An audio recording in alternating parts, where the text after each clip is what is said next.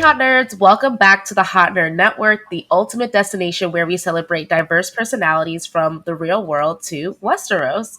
I'm Hot Nerd Sid, one of your guides through the captivating worlds of fandom, and I'm joined here by my lovely mother, Hot Nerd Cheryl. What's up? What's going on, Mom? Hey, hot nerd Sid. How are you?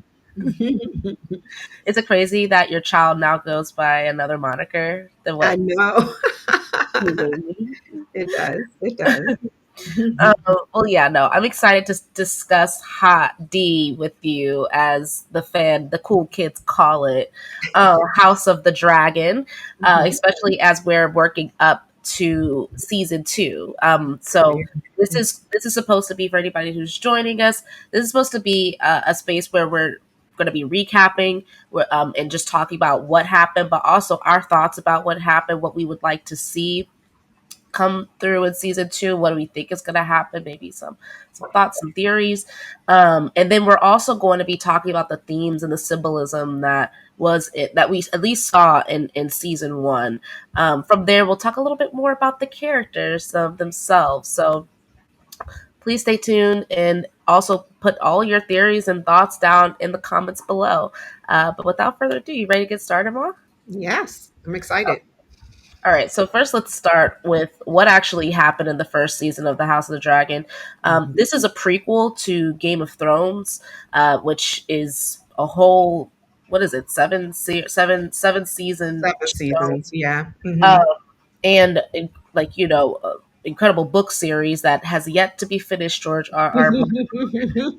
But this is a prequel to all of that. So if you have never seen Game of Thrones, it would be very interesting if you started with House of the Dragon and then what, you would think about Game of Thrones. But both you and I have watched the Game of Thrones original series proper, Both and this ways. was, yes, and this is a prequel to that. So this prequel specifically picks up because there's a lot of history that's been written about the times before the Game of Thrones series. But this particular prequel picks up during the tumultuous reign of King Viserys the First Targaryen. Um, and it's the struggle, as we always see, for the Iron Throne. Who's going to get it? So this season sets the stage for what's going to be the Dance of the Dragons, a civil war that will tear the Targaryen family apart, and that family will never be the same again. And it kind of underlies what we'll see come from the main series. So, some of the key events that happen are that King Viserys the First names his daughter Rhaenyra as his heir, but later he marries her best friend Alicent Hightower, and they have a son, Aegon II. Rhaenyra and Alicent's friendship turns super sour as Alicent becomes increasingly manipulative and power hungry, and Rhaenyra becomes increasingly rebellious. Daemon Targaryen, who's Rhaenyra's uncle, becomes a key player in the power struggle, using his charisma and military prowess to further his own interests. And the Targaryen family's internal conflicts really start to just escalate as time goes on, leading to a series of brutal battles and shocking betrayals. The season culminates in the death of King Viserys the First and the ascension of Aegon II to the Iron Throne, and then also the crowning of Rhaenyra at Dragonstone and her gathering her people and setting the stage for the Dance of Dragons. So that's a mini recap, but one thing that we could really do, Ma, is just start to look through the actual recap that Max has posted a couple weeks ago in prep for season two. So um, let's go and talk about that, and or we'll look at this. But also, Ma, please feel free to say pause, but if you want to discuss something further, okay? Oh, absolutely. All right. Princess Rhaenys Targaryen would not inherit the Iron Throne. The Lords instead chose her younger cousin, Prince Viserys Targaryen, my father. You're worried your father is about to over. Okay, so let's pause there. Ma, what were your thoughts about this kind of kicking off the series? This underlying understanding that this could have all been completely different if Rainey's had initially been chosen. I think first I wanted to go back to when you did your recap Uh-huh. that I found it so intriguing that this was 172 years prior to the birth of Danny in the Game Wow. of Thrones. That was a little striking to me because it just shows you the depth of how many years but prior to this happening that how it affected that many that moreover after all that time that Yeah. was something that kind of got to me. And then things could be so different. You know how in that movie Sliding Doors, Yeah. where it's like you could have those two different walks just into something a different decision. Yep. So, but I think things happen for a reason. And Hmm. because of your dad was explaining to me how, the Targaryens first came from the old world, I guess Yeah. is what they talked about it. And so in the old world, it was proper for them to allow a woman to be the queen. Oh But yeah, in from the new Valyria. world, Mhm. yeah, in the new world, that wasn't looked upon very well. And Wow. the Targaryens were pushing it when it came to, they had that incest thing going on where they just all kind of, To they keep have their thing. the blood pure. Yep. Hmm. Yeah, because I think Viserys was married to his cousin. Yes. So, Amen. they that already looked bad upon when you're here. And we know that from the Game of Thrones. Hmm. And what is the place again? I can never remember their names. Where's the king where the King's throne is? Landing. What's say it one more time? King's Landing. I was, yeah, so it was looked upon. That's why when I was questioning why would he choose Viserys over Rhaenys, because she was more of a direct descent to him. But once your dad explained that to me, it was clear. Yeah. But it also just kind of just set the stage of how, was men were thought upon as to be stronger and wiser. And as Rainey said a little, I think later on in that first episode of may have even been the second episode when she spoke to, they're never going to allow a woman to be the head of the throne. They can Right. say they are, but it's likely that they won't. Right. Um, so that those were my first thoughts. I also just felt like, yeah, those are my very first thoughts. I mean, there's so much more that you can Yeah. go deeper in, but we can talk about it along the way. Cool. Let's keep it. Let's keep the recap train. Right. I love and double down on everything that you just said. Overshadow you with a son. I hope for my father that he gets a son. As long as I can recall, it's all he's wanted. The growing alliance among the free cities has taken to styling itself the Triarchy. The Prince Admiral, they call him the Crab Feeder. Shall we discuss the heirs tournament? Queen Emma has begun her labors!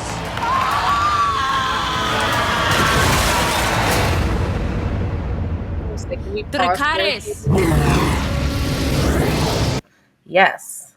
So, oh my gosh. First, that I wasn't very keen to watching this because I Yeah. am a huge Game of Thrones fan, and I just felt like I'm like I don't think that this is going to be done as well. At least I got that from the first feel. After you really encouraging me to watch it again, though, I think part of the reasons why I really didn't want to continue is that scene when he makes the decision to basically kill his wife over to Yeah. get a child. That just really broke my heart because she was so in love with him. And right before, when she was in the bathtub and she was talking to him and explaining to him that she didn't think she could do this again, it was too much on her body. She didn't want to go through any more miscarriages. And then he made the decision to I mean, it just was heart-wrenching to see her say Yeah. no. She was scared. She says, I'm scared. And I was like, I can't imagine. So that was just Yeah. it's hard to get through those emotions as an adult woman. And so that was also hard. Some of these things were hard to get past so you can get to the guts of what was really happening in the series. So yeah, I just wanted to mention that before I forgot about it. Oh my goodness, yes. I think that the we're going to talk about the themes, especially this whole theme of childbirth was very, I thought, handled um, in a very straightforward, not even straightforward, but like um, peel the curtain back a lot. Like Mhm. even just when I talk to any of my guy friends nowadays, I'm just like, or whoever's like messing with girls, I'm like, oh, like what sort of birth control is she on? And he's like, oh, I don't know. Like usually people don't really know, or sorry, guys don't usually know. It's like, it's still so concerning the lack of knowledge that men have towards the, and even people like me, like I haven't sorry, women who haven't had children, like have to this stage or to childbirth as a whole.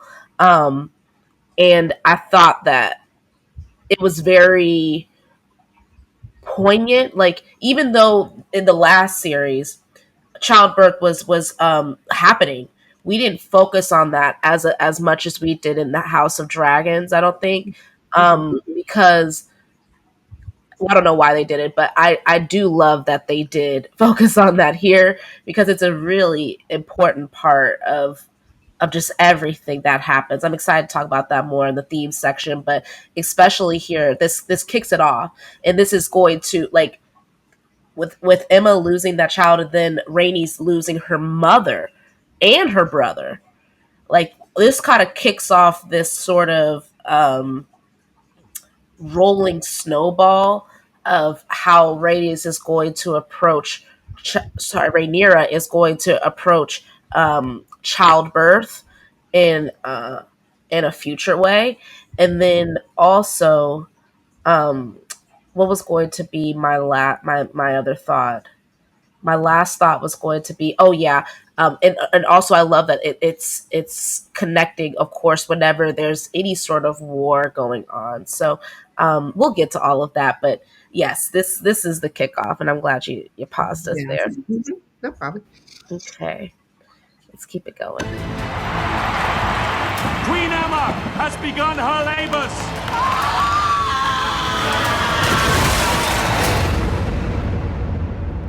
Dracarys! How is his grace? I thought you might go to him, offer him comfort. These recent tragedies have left you without an obvious heir. The succession is already set. Daemon would be a second Maegor, Who else would have a claim? the king's firstborn child. No queen has ever sat the Iron Throne. You chose to celebrate your own rise. You have no allies at court but me. I have decided to name a new heir. I'm your heir. Not anymore. I'm your brother. You are to return to Runestone at once. By order of your king. I don't know what's going on there, but I did want to pause regardless. Yeah, there's just so much here.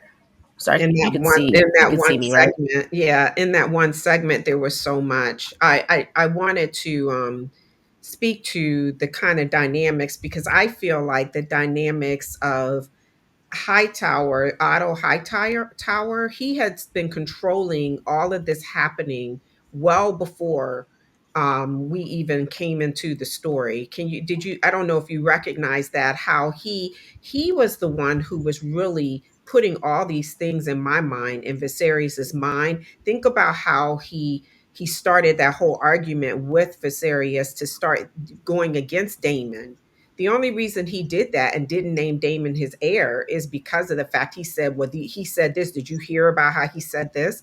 And that was a theme of Otto's along the whole series.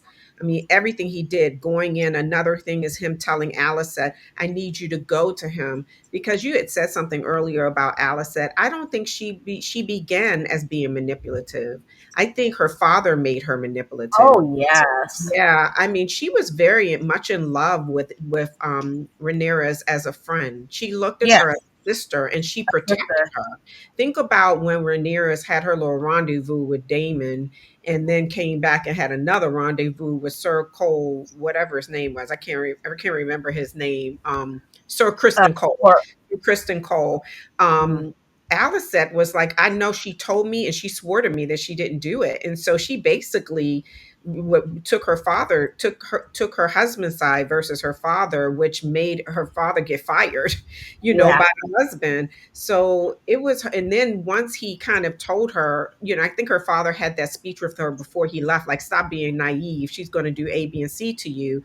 So that was another scene that really kind of got to me because it spoke to where the shift was once she found out that Rainey's had lied to her. That was the shift of her being manipulative. Oh my gosh. Yes. Well, I mean, and I think that's a great point. Thank you for filling in some of the blanks there because it definitely was a huge shift. And then even just going back to what you were talking about with Otto Hightower, absolutely. Him, even before the series, I loved how we kind of get plopped into an already moving timeline within the first episode, and you can see that Damon and Otto Hightower were not friends, not besties. There was a lot of previous things happening there. And so he was going to do everything in his power to make sure that Damon was not going to ever sit on the Iron Throne. But the other piece to it is, King Viserys was easy to manipulate in a sense. Like God, he was weak.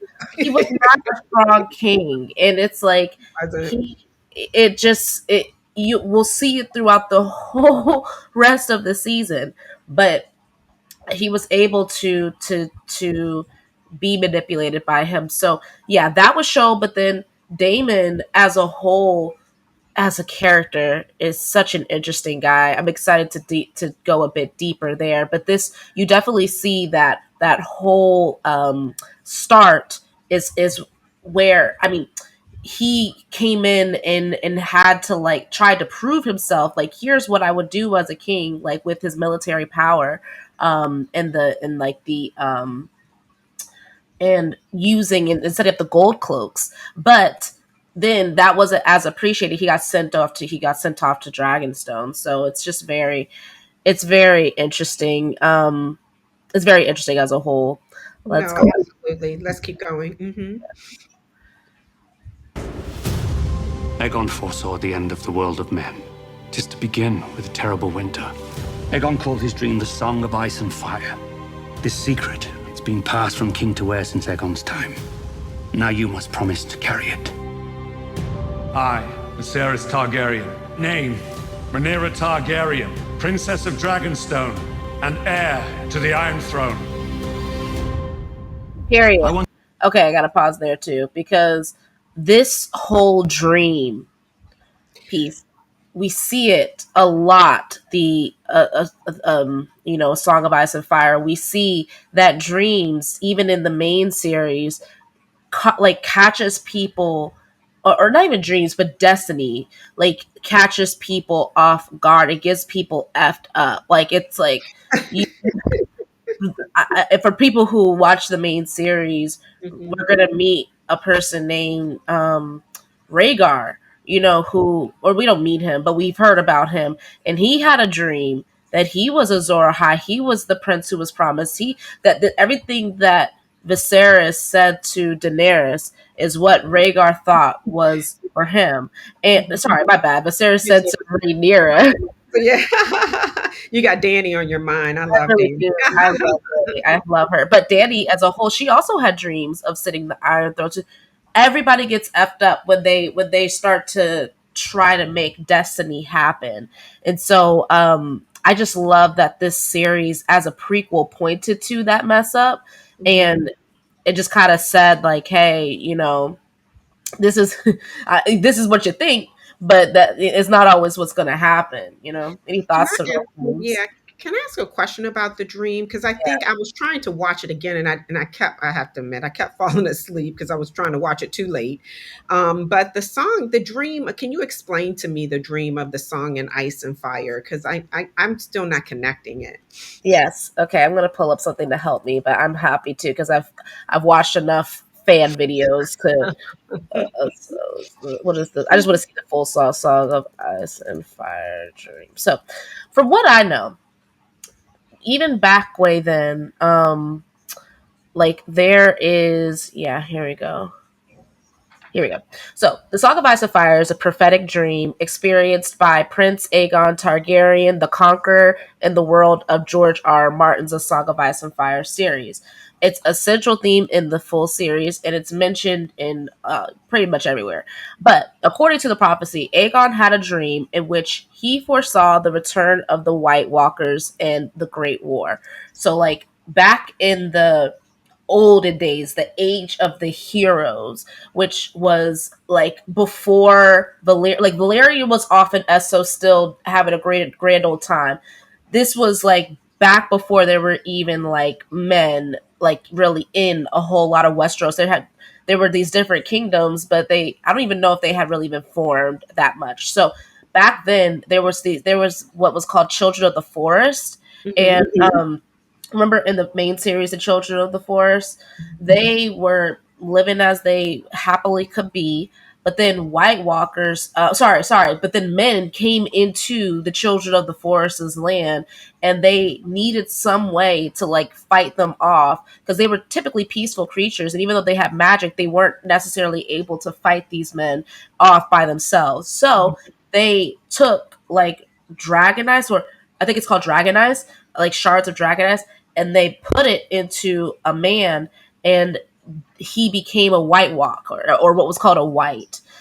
That's how some people. Oh yeah. That's exactly how it happened. So they made whites, and from there, the White Walker army just started to be a thing. Like whites started to create more whites, and it kind of got out of hand, and they even started to destroy. Well, no, Children of the Forest are protected from them, but then the whites started to destroy the men, and it went very overboard. That's back when winter was very very long. If you remember Old Nan from the Game of Thrones series, she actually lived through that winter that was super long. So either way, Aegon had a dream that like these these White Walkers were going to come back. There was going to be another great war because men eventually did fight the White Walkers back then, but it just took this this incredible amount of effort, and it was just hard. You can see they did it wasn't a permanent fix. So he believed that to counter this threat, a Targaryens who are associated with dragons, but particularly the Targaryens, because there's multiple Valyrian families that are associated with dragons, but they would have to come back, unite, and rule the seven like kingdoms of Westeros to amass a huge army with their dragons to fight the White Walkers whenever they came. So the dream describes like a vision of the White Walkers coming across the wall, sweeping over the land with cold and darkness. The prophecy is inscribed on, Valyrian's steel dagger, which reads, "From my blood will come the prince that was promised, and his will be the song of ice and fire." The prophecy is passed down from king to heir, and Viserys the First shares that with his daughter Rhaenyra, like we saw, and emphasizes the importance. And like, I'm there's sorry. these Mhm. there's these things that like there's these people that will layer different parts of the prophecy on, but one of the key pieces to the prophecy is this whole idea of like Azor Ahai, like using a fiery shield or knife to cut down the White Walkers. So it's always trying to figure out who is Azor Ahai, and that's where a lot of people also get tripped up because they keep thinking that they're Azor Ahai. Yeah, so I get it now. I've connected the pieces.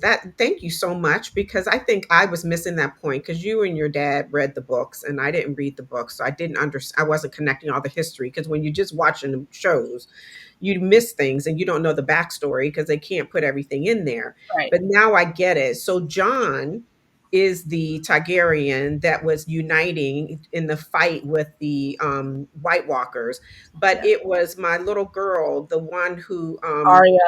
Arya. I loved Arya. You didn't like her? I loved Arya. I didn't like that they used her To be the randomly person to with kill the the white. knife. You didn't like that part? That wasn't what it was supposed to happen in the book? No, I don't. I mean, the Oh, books don't even get that far yet, so we don't know if Arya is okay. truly Okay, going because to she's be. not a Targaryen. So that's what I was getting. I was thinking that John was supposed to be the one John with was the supposed knife to. John with was the supposed knife. to. Yeah. So now, Sorry. but you told me connected though, connect the knife, because the knife, I kept saying to your dad as I was watching this, that knife was always coming up. It's in the first scene. It's like it's something that's traditionally passed down. And that is the knife that was the theme. That's the knife that was that Almost killed Ed Bram. was attacked with.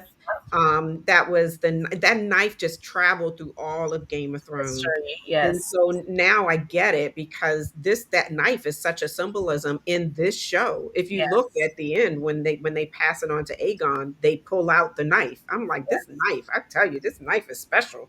It is. It is. Valerian steel knife, it's special. It is. It is. So thanks for creating space for that, because it's going to continue to be in the in the Yes, second it is. season. But thank you for sharing that with me, because now I clearly understand and put it together. So let's Of course. continue. Of Mhm. course. To seize the stepstones by force and burn out this crab feeder. I am not prepared to start a war. You have dragon riders, father. Why don't you take the princess to see about the new King's Guard posting? Sir Kristen Cole. I choose Sir Kristen Cole. Join our families. Wed our daughter Lena. Your father will remarry, produce new heirs, and chances are one of those will be male, and one realm will expect him to be heir.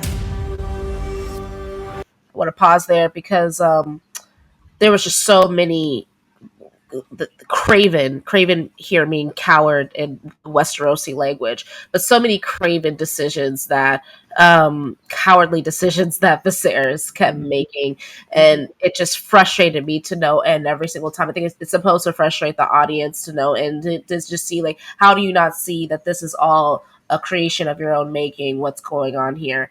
And then also, I love Rhaenys as a mentor and character and kind of foil in a sense for Rhaenyra. Mhm.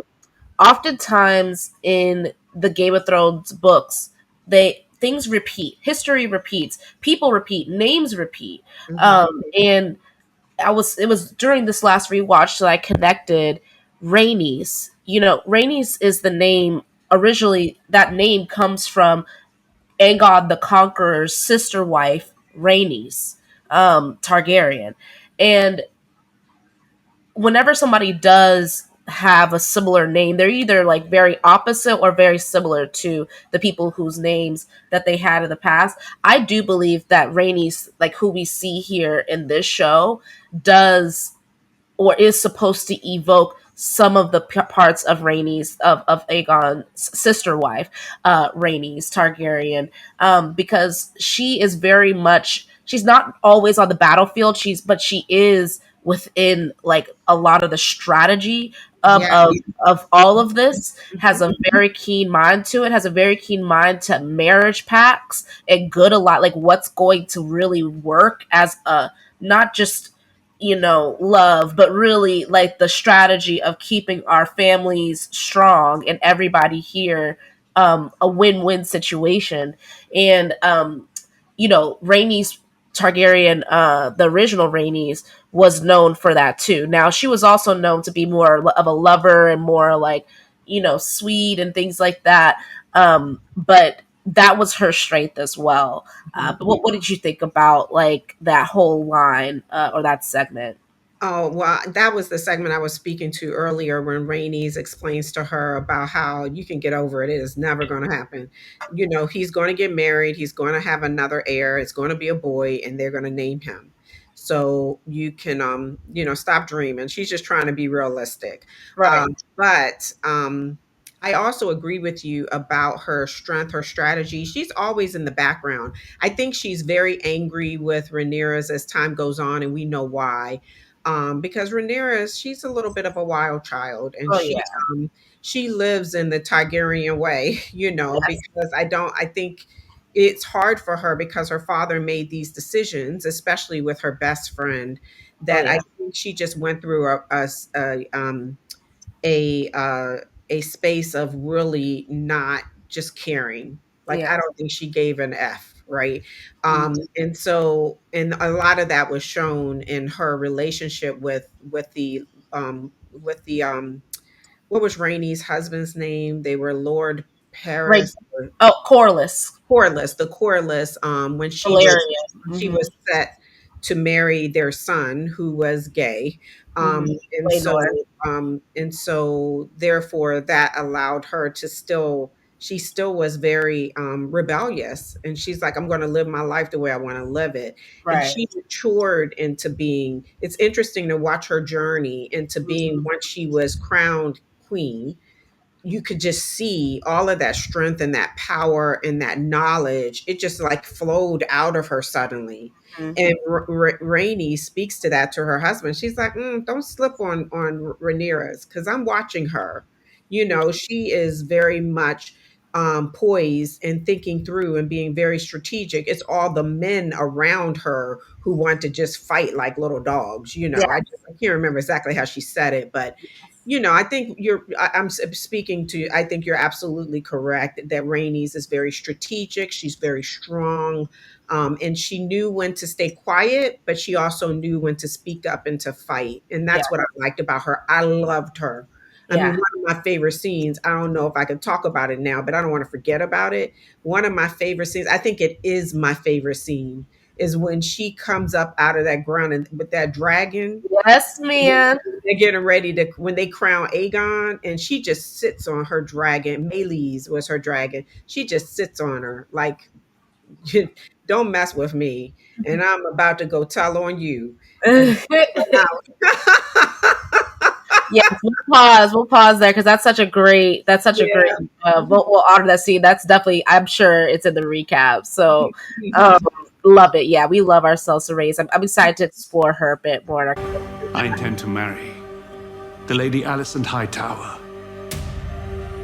I've been petitioning the king, but he's denied me. Okay, I'm sorry. I do have to pause so quickly there, but just man, I have to overemphasize again the betrayals are crazy as the series keeps going. Like it's the betrayal of Allison to to Rhaenyra not telling her, because I mean I know we already talked about Rhaenyra not telling Allison about um uh her little rendezvous, but Allison not telling Rhaenyra about like all, like she knew where this was potentially leading.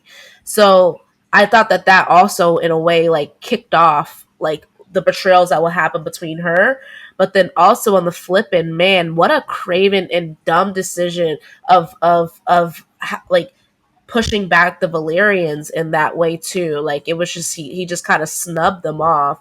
Um, Again in favor for Hightower, who I think that he thinks is like his best friend, but it's like no, this is just such clear, like they're kind of like the Lannisters in that way, where it's like this is just such a clear grab for power for his family and his family alone. So I just Absolutely. was like, my gosh.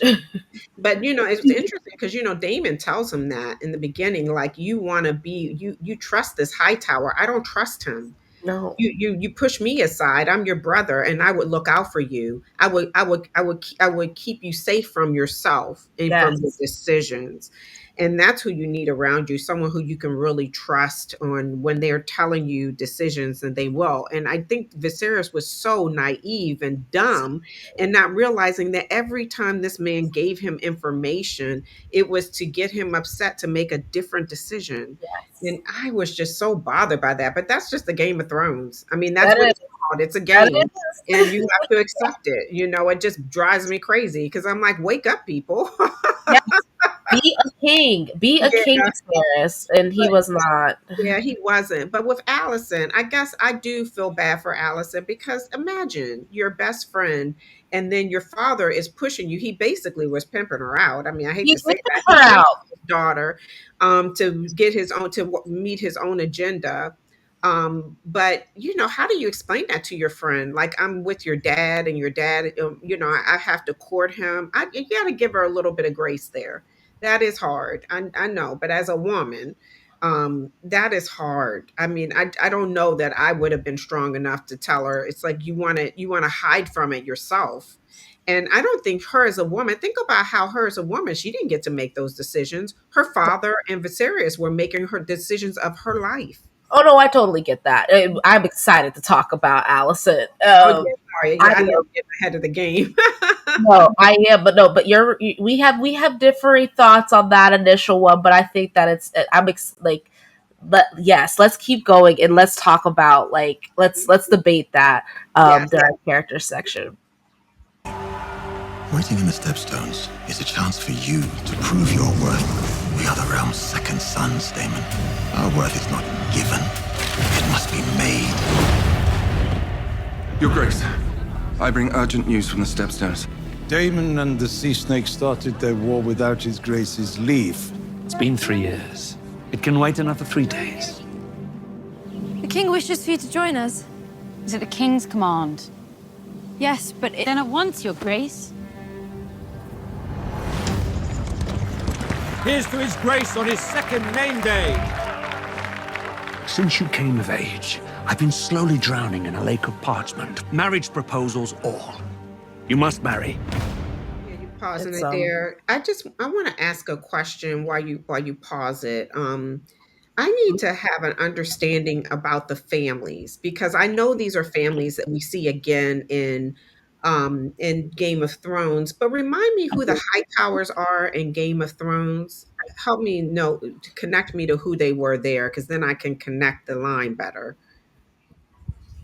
Yes. So when we're thinking about the High Towers, they don't actually appear in the original series like as main characters or even really side characters, but they are still in the main. Like they still exist later on down the road. The High Tower family. And they are the family that looks after Old Town, which is the space that maesters go to or the city that maesters go to earn their links and change and to actually become maesters. So we actually do see Old Town when Sam goes there and does his training, but we just don't really encounter any high towers, although that they're there. Oh, okay. I thought there was like a character. So what was Sam's family name? Do you Um, remember? Randall Tarley, Tarly. Tarley. They were the Tarleys, yes. And then who were the Roses? I know you like the Roses.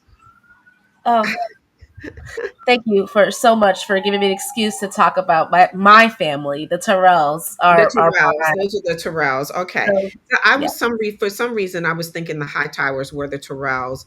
I mean, it's a good thought because the that's the reach. It's all within the reach, so they ladder up to the Tyrells. Got Yeah, you. And then the last thing is the gentleman who becomes because his son was really snaky and slithery. The gentleman who becomes the hand yeah. after Hightower.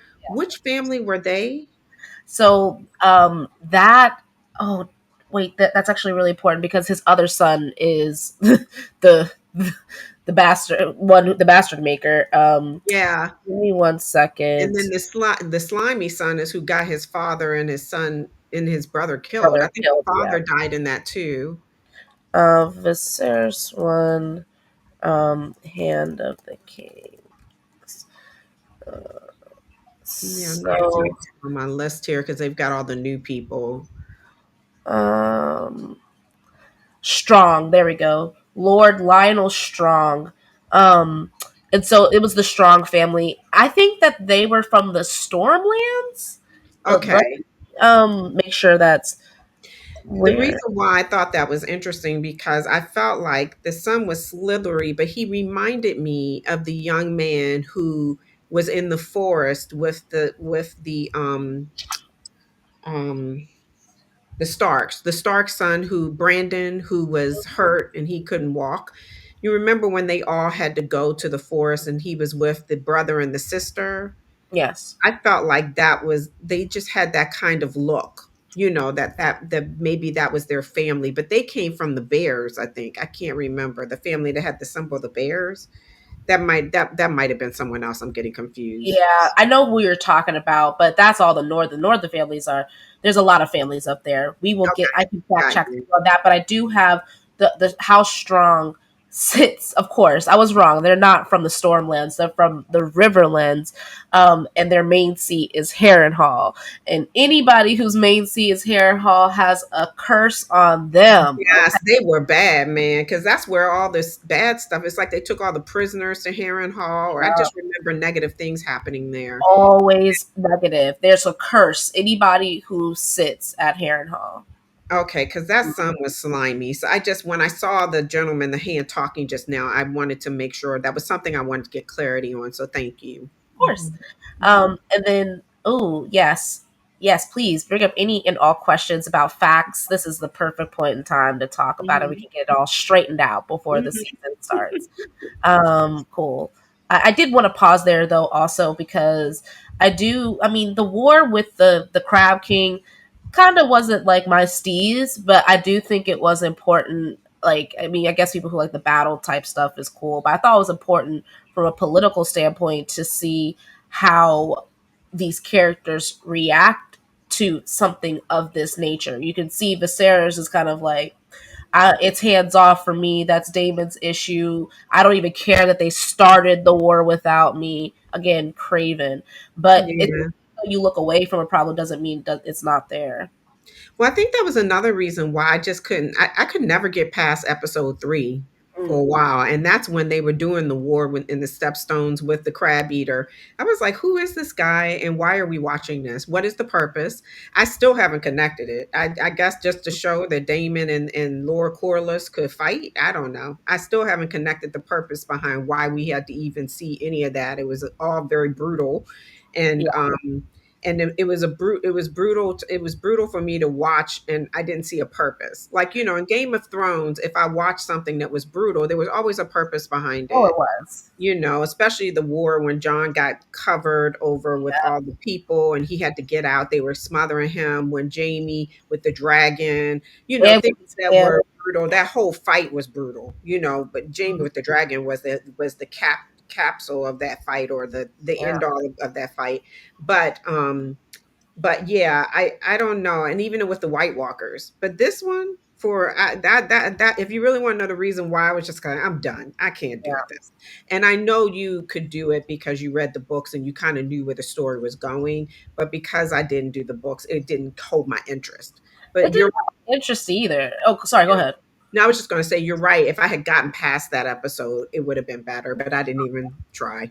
I mean, I agree with you, and this is like where a critique or one of my first critiques comes in, where it's like all that, but it's just not my steez. Maybe, but some people do come to this series for the battles and for the action. It still is a fantasy medieval. It's still a medieval fantasy. So, I get it that they had to show something. It just didn't feel as necessary, and I agree that it was parts that I definitely skipped through this point in time around. So it's kind of Yeah. like whatever. Mhm. Yeah, let's keep it moving. Of any slights. When you bore the king a son, you ended 15 years of uncertainty and doubt. The road ahead is uncertain, but the end is clear. Aegon will be king. Why must every effort on your behalf be resisted? Because you mean to replace me with Alicent Hightower's son. I swear to you now, you will not be supplanted. As to your match, make it yourself. Find one that pleases you. Okay, I want to pause there because I also remember why I paused before as well too. While King Viserys was not a good king at all, I have to commend him for being a great father. I mean, I will say even though I don't think he was the best husband, I think he loved Daenerys' mother. I'm sorry, go ahead. My Yeah, bad. Allison. Rhaenyra's mother, and it's not Allison. Her mother, Emma. I think Emma or Emma. I think he really loved her, and then I also think he was okay husband to Allison. Not really. He was just kind of there. but he was just a nice man, but in general. But I do think that he was actually the best thing that he was good at was being a good father to Rhaenyra. He instilled a lot of himself, his best parts into her, and Yes. and even in that moment, while he's not being a good king, he should be making these marriage pacts for her. He should be a lot more he should be a lot more intentional, but he is very intentional about making sure Rhaenyra feels supported and like that she knows this. I do not mean to like. I don't know that he just showed up for her when he needed to. When he needed to. The perfect scene of him showing up for her is when she went to him when they were doing the thing to try to figure out who was going to be the who was going to fight for the realm, Yeah. when they were all coming, and she was like, I'm going to have to fight, and she went to her father, said, why did you name me heir? You knew that it was never going to be accepted, so why did you do it? Because if you really want that, then you're going to have to show up for me now. And when he opens up that door and they say King Viserys first of his name, I was like, well, dang, he is struggling, but he is coming to support his daughter. Yes. And he supported Yes. her in every way. So that's why, Daddy wasn't able to answer this for me, because he said that he really did say he wanted Aegon to be the king. And I said, I can't No, believe he you. didn't. He Yeah, said he just kept. No, he didn't. That's something that we need because that was the whole. That that's was what the all whole set mess off. up. Like Yeah. it was the whole mess up. He was in a fit, and Aegon when he kept on saying Aegon, Aegon, he was talking about Aegon the Conqueror and like his Yes, with the dream. song of ice and fire, Yes, the dream, because he yes, did say that. He says, yes. "You know what to do, Aegon." The song, now I get Yeah. it. So Allison just grabbed onto it, but I think not there. I think she knew exactly what he was saying. I think she understood the dream. Oh no, Allison, because it was a no, secret. he didn't. He She no, didn't it know the was a secret secret. again. Just Okay. listeners did It's not. a mess up. Yeah, because thank you. Because she really believed he was saying that Her he son. wanted Aegon to, because so she didn't think, she believed that's what it was. You are so right, because I was trying to figure, I was like, girl, why are you lying?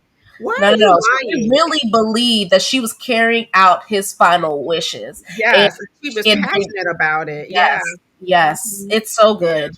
It's Mhm. so juicy. Yeah. But no, yeah, that's. I just had to pause there and say, just having a great dad myself, I saw a lot of great moves that he made as a father throughout the series. Absolutely. I love that. That's my favorite scene. Well, I have lots of favorite scenes, obviously, but I loved when he opened up that door and they said, Viserys, King of the Realm, first of his name. I was like, he is here. Daddy is here. And no, you all, I don't know why you all are talking about who is the heir, because I've already named my heir. I was like, go ahead, Period. Viserys. I was like, yeah, get him. I love that. And that was girl dad all day. He was Period. like, I'm here. My baby said she needed me to be here, and I am here. Yes. Let me reintroduce myself. I am King. I'm King Viserys, first of my name. I Yes. love that, the way they do that. Second of your name, first of your name. I love that. Yes. It's so fun. It's so Anyway. fun. Feeder and his men have no reason to leave those caves. We must give them one. An offering of flesh to bait the crab.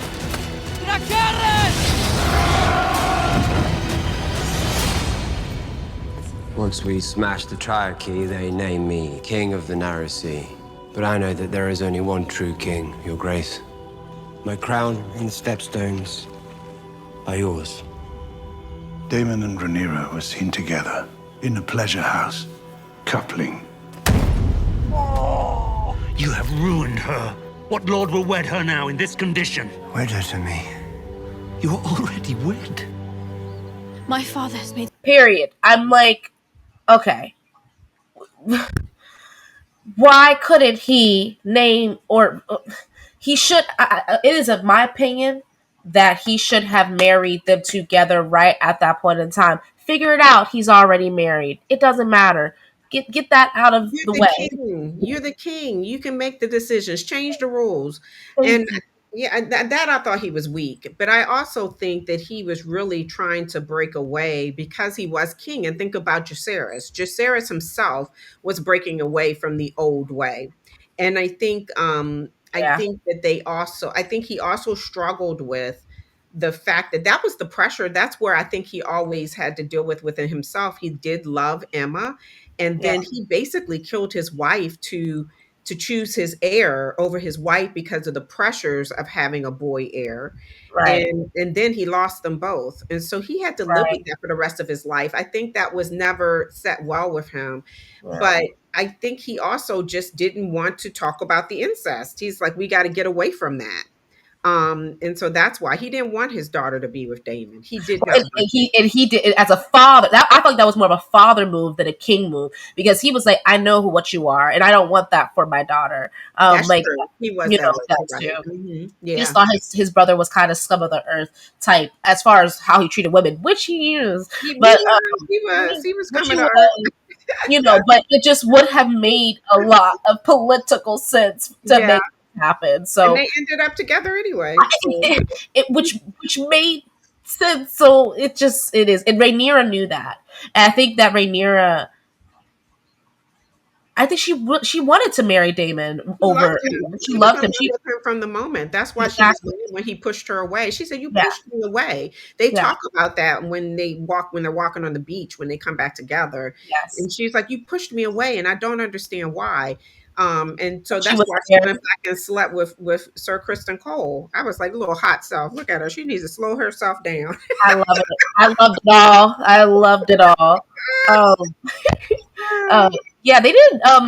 I'm sad because they didn't show my favorite scene yet, really at all. But I love when she rolls up on her dragon to get her brother's egg back. Oh yes. Don't get it twisted. She was like, Uncle, I'm here to stop a war. And she told Otto Hightower, You're welcome. She said, "Step back, She was like, You're welcome. down. I got a dragon over here. I know how to speak to my Yes, that- I know how to speak to my uncle in Valerian in the old tongue. I Okay, love that. That was their thing together. They always spoke to each other in their old tongue. Now that I loved. And how she was teaching her boys. I love that too. How she was teaching. She's like, You're not going to learn it overnight. She was so patient. She was a good mother. oh, because she learned that from her dad, how to be a good parent. She learned Yes, from her she did. dad. You're Mhm. right about that. Thank you for bringing that up. Mhm. Yes, and thank you for bringing up that because I want to talk about, yeah, is it the old tongue? I want to talk about that when it comes to what like the succession theme. Mhm. Okay, so let's keep it moving. Some worrying allegations about you. Damon never touched me. Your courtship is at an end. You will wed Selene of Valarian. And what will you do about the vulture who perches upon your throne? What vulture? Your hand. Alicent.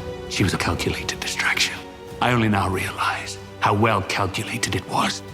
I can no longer trust your judgment. The king will not live to be an old man. And to secure her claim, she'll have to put your children to the sword. Either you prepare Aegon to rule, or you cleave to Rhaenyra and pray for her mercy. I know He that wasn't wrong. whatever agreement being struck up. He wasn't wrong about that though. No, like Well, he wasn't wrong, but he's the one who set it up. So I'm like, yeah, why would you set your daughter up for that? And then you're going to say, oh, now you need to deal with this. But he wasn't wrong, no. But I really don't think that Rhaenyra would have hurt her because Rhaenyra didn't come after her even when the war started. She was no, sitting, she was like, we really, my father taught me that we should steer away from war. And Jacaerys believed in that too. The king before him, he led peace for all those years, 60 years of peace, I think they said. And so I just think that was in her makeup. I don't think they force her into being very angry when they kill her little boy. They force her to be very angry. You can see that now. I know she's coming for blood because that was her baby. She is coming for blood.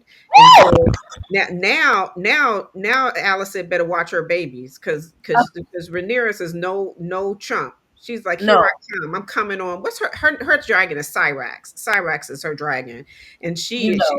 her and Cyrax are getting ready to come up there. Get some be some rah rah. Yes. Yeah. Yeah. No, I agree with you that she really. It was always Otto manipulating his daughter to be against her because Yeah. yeah, there was no like she'll put them to the sword to secure. That's how you would think, but that's not necessarily what like that's how David would even think, but that's not how Rhaenyra or her father thought either. So No. thank you for bringing that piece up. I really do. I really do appreciate that. Okay. They will not change your appetites. And what do you propose? That we perform our duty, and when it's done, each of us dines as we see fit. Marry me. A marriage for love, not for the crown. I am the crown, but my marriage does not have to be the end. So you want me to be your whore? The night of Damon's return, there has been a rumor, a lapse of morals. Okay, so yeah, this needs a little bit of time to buffer, but I do want to pause there because I thought it was a very how do I say this? Like I thought it was a very oh, are you still there? I'm here. Right. I thought it was hypocritical moment there when it came to Sir Kristen Cole being like, hey, because I am going to be dishonoring my duty, now you so now you have to now dishonor yours so that we can go live happily ever after. And it's just kind of like, why are you so mad that like she like does not want to do that? You know, I mean, I do think it's fair for you to be like, hey, I'm not okay with dishonoring my duty, you know, so I'm not going to continue to do this with you. But to get so upset like that she didn't want to do it back in return, like, I don't know, it just was like, it just was so hypocritical. And you know, Kristen Cole, man, we're gonna see him get up to some very nefarious things. Yeah, but I was like, go ahead and let him kill himself. I know that's terrible, but remember where Allison caught him and he was going to put the knife? I was like, why are you stopping him? Take him Because out. Allison, well, that was smart for Allison though, because he became her little dog. Oh yeah, Like, he was her little dog, and he would protect her with his life. But he was just I just didn't like him. I don't not know. at all. We're I not don't like supposed the to. Kristen Cole. Don't mess with I don't her. like him at all. I wanted to ask you, is that even happened in the book? Maybe they could just write that out. Oh no, I thought that was a very good plot point though. I really, really, really liked how they used him as a character because he's introduced as like White Knight, but really he's not. Yeah, He's he's everything not. And but. he's the one who causes the rift between Allison and Rhaenyra by him telling her what happened that night. Because then she Exactly. learned the truth. But Exactly. wasn't Rhaenyra a good liar? She was like, Damon never touched me. I was like, girl, you could lie your butt off. Not only did he touched you, he had his tongue in your mouth, and you were about to do the whole thing. But I think Damon questioned himself on that. No, David always had issues with sex. Oh, so he had issues with having sex. I know I know they played on that, but I Yeah. didn't think that I thought he had issues with having sex with people who he didn't really want to be with. No, You Damon wanted Rhaenyra. I Oh think no, they I both know. That's why I thought he pushed her away. I knew he wanted her, but I thought he pushed her away because he was thinking about what he was doing, that his brother wouldn't want him to do that. But no. yeah, I'm overthinking that one. David well, that's sorry, maybe, but I feel like David never really cared about that because that's not how he like really acted in a sense. Mhm. But he does have issues with like getting like he has erectile dysfunction for some reason. And there's that goes back to like him being with his own like paramour, him being with his wife plays on that when he goes in we're about to see takes her out. I know, man. I was like, dang, you why are know, you killing her? I guess because he wanted to kill her so he can marry Rhaenyra's, but then he ended up being with the other sister. yeah, he just wanted to be open. Like he was like, this is not giving me the political power that I want. I need a different type of political power, so I need to kill you to get that. He's very like, and I'm not. a part of me is not mad at the transactional nature of it all, but I mean, of course, that he's a effed up human being. But like the political prowess on Damon is very strong. Um, to an extent, he does have a lot of pride and ego, and Mhm. that I think is what it just gets in the way for him somehow of like the of sex, like the I don't know if it's the power of it all, I don't know, but it's like he's not always. It's very hard for him to to to Perform. do the Mhm. deed. Yeah. Mhm. Mhm. Yes. All right. The sin you allude to, I have committed it. We join together in celebration with House Targaryen and I was sorry to hear about your lady wife. Ah, yes. I'm positively bereft. You appear to be every young maiden's dream. That's only because you don't know me yet. Perhaps that is something we might remedy. Sir Lena is quite dear to me, as I know the princess is to you. But we should swear to each other to guard their secrets, because if those are kept safe, then so are we all.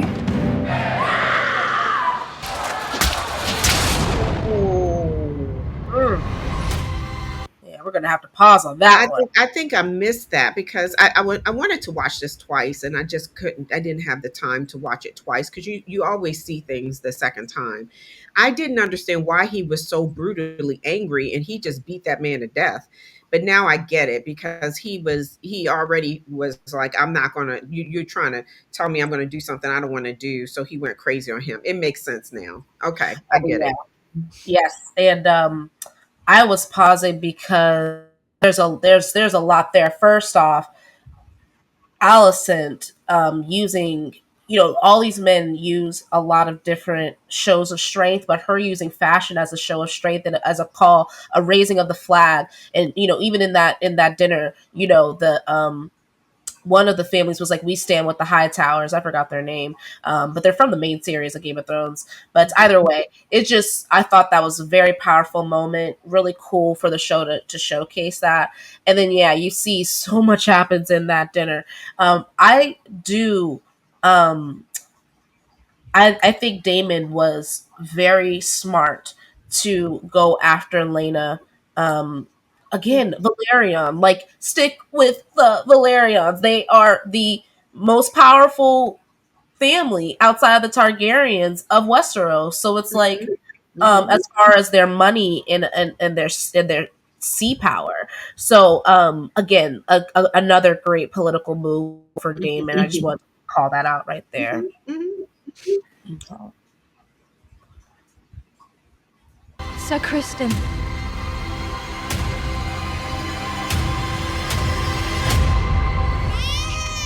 What happy news, Rhaenyra. A fine prince. Do keep trying, Selena. Sooner or later, you may get one who looks like you. Makes everyone in the Red Keep to deny the truth our eyes can all plainly see. The Princess Rhaenyra is brazen and...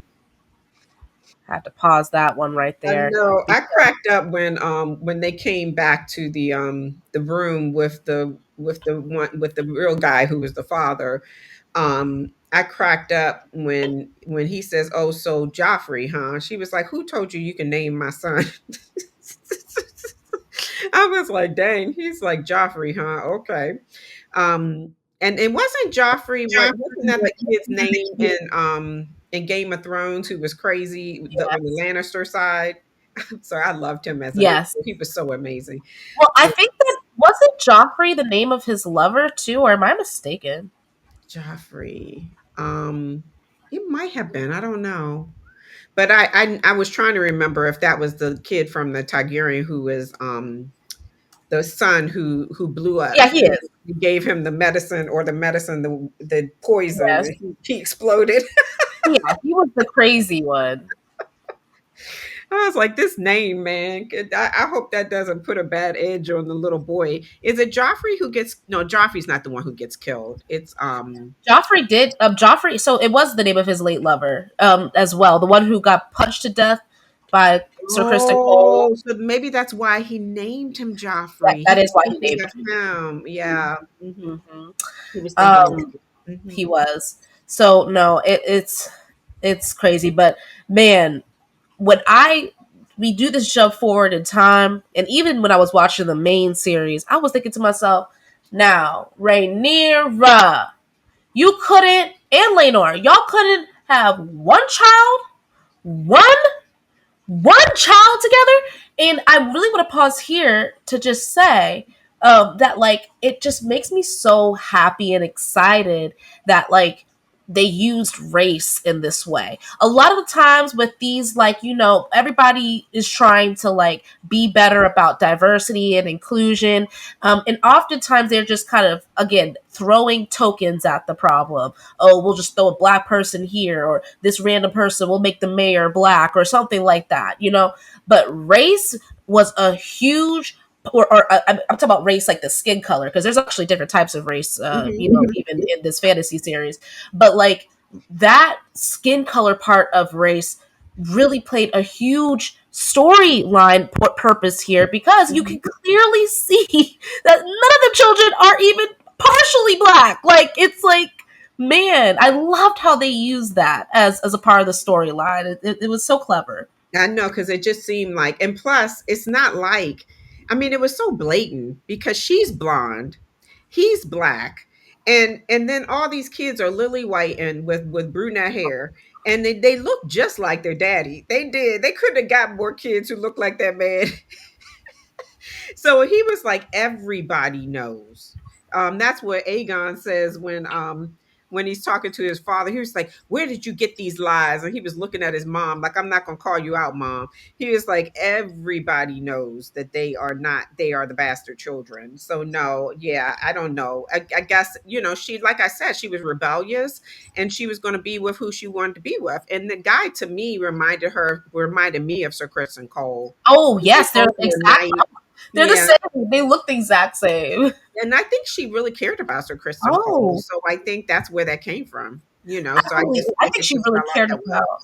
Yeah, I think they were lovers for sure. Like that was that they were for sure lovers, but it just was not a smart again, the political moves sometimes, Mhm. and like again, like her another thing she inherited from her dad, just like going with your heart versus like what's going to be in your best political um she starts to think like that later, but like at that whole time, all those years, it's like what was going on, but I mean, I know that there was a lot of death, a lot of loss, a lot of grief with Laenor. I don't know. It was just. I mean, of course, these are characters in a book. They're not supposed to make the right decisions all the time. So it just was. But it was like, man, we did this 4 times, y'all. 4. I know. But the other thing is, before we start again, Yeah. is I love how they show childbirth. Because remember, these women did not have anesthesia. They No. didn't have anything. So, I thought about that when when they cut her open, she had Oh, no anesthesia. So, the thing is, you could do C-sections, but I don't even think I looked at the knife. Think about the knife they used. It was like this little knife, and that means they were just sawing. Can you imagine? I just could not imagine.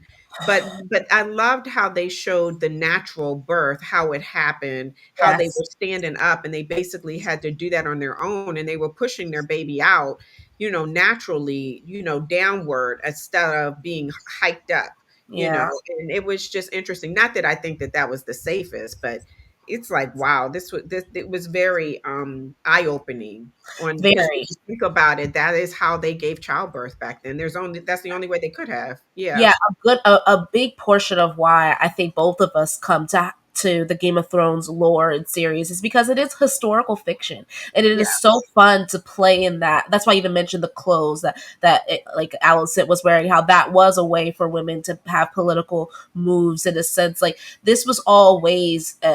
I love George R. R. Martin as a history buff himself, and he really does work in a lot of. Sorry, he works in these pieces, but I think also in honor of him, the show creators also really lean into, well, if we're going to talk about childbirth, let's be historically accurate about it. Yeah. And so I Yeah. appreciate that too. Again, Yeah. because I really I feel like this was just like a feminist move of power, especially in this day and age where, of course, we have reproductive conversations that are on the table. But I Mhm. just felt like, man, you are working in a way that mostly men who watch this show will have to now face childbirth, in a very real and clear way. So I just love it all. Great Yeah. mention of that. No, I agree totally. I agree totally. Relentless. Seems the younger boys could do better with a bit of your attention. Your interest in the Princeling's training is quite unusual, Commander. Most men would only have that kind of devotion toward a brother or a son. Dark rumors are hunting us, Leno, about our son's parentage. We're finished here. We're leaving. To Dragonstone, then? We should have left years ago. I wouldn't ask leave to take my son from court and escort him back to the family seat at Harrenhal. I must rue the absence of my own father, if Otto Hightail was still at hand.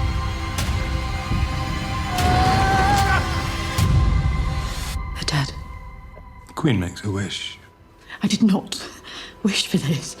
I feel certain you will reward me. Oh yeah. Yeah, pause it there. Want 'cause my she was so child to be wrong. born where I was born. She was Allison was so wrong there. You have to recognize your consequences of the words that you use. She wanted something to happen. She was angry at the fact that, she was getting away with it because she thought that she had another opportunity to get Rhaenyra's. Oh, here we go. It's getting ready to go down now. Her father's going to understand and she's going to get in trouble and they're going to take the crown away and Aegon's going to be king. Um, but she asked for those people to be killed. Wouldn't you agree? Yes, I would agree. I think that she definitely did ask for like she asked for that. And I was just remembering also how this man really loved feet, like and like that was how she had to reward him, like in some form of way, which was crazy. So it's just hilarious, all the different little fetishes and stuff. But Oh yeah, that's right. When she had to look to the side and he was masturbating with her with while while he was looking at her feet. Was yes, that what that was? That was yes, crazy.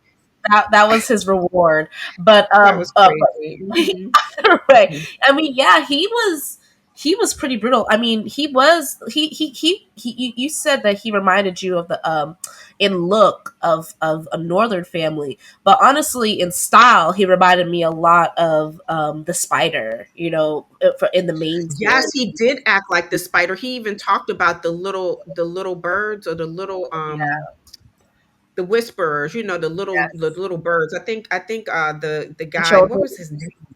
um What was in Game of it's Thrones? with the V, and I can't believe that's so bad that I don't know. I can't It's remember, but Varys. he always talked about his little birds. My little birds are singing to me or something, and he says that line in this show. So maybe he comes from that family. I know he reminds me of someone, and that is who he reminds me of. It's that one, the Well, guy. Varys is the spider in the main series, but Varys actually, Spider, my little spiders. That's what they call. Yeah, well, spider.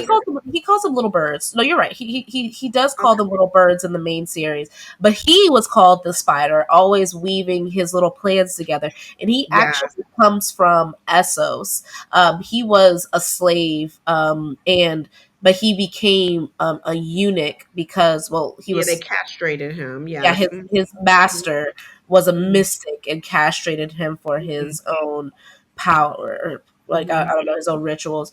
But he built his way from the ground up, and when he moved to Westeros, and yeah, that's who I forgot his name, but that's who that guy reminds me. Who is the Yeah, I forgot his name too.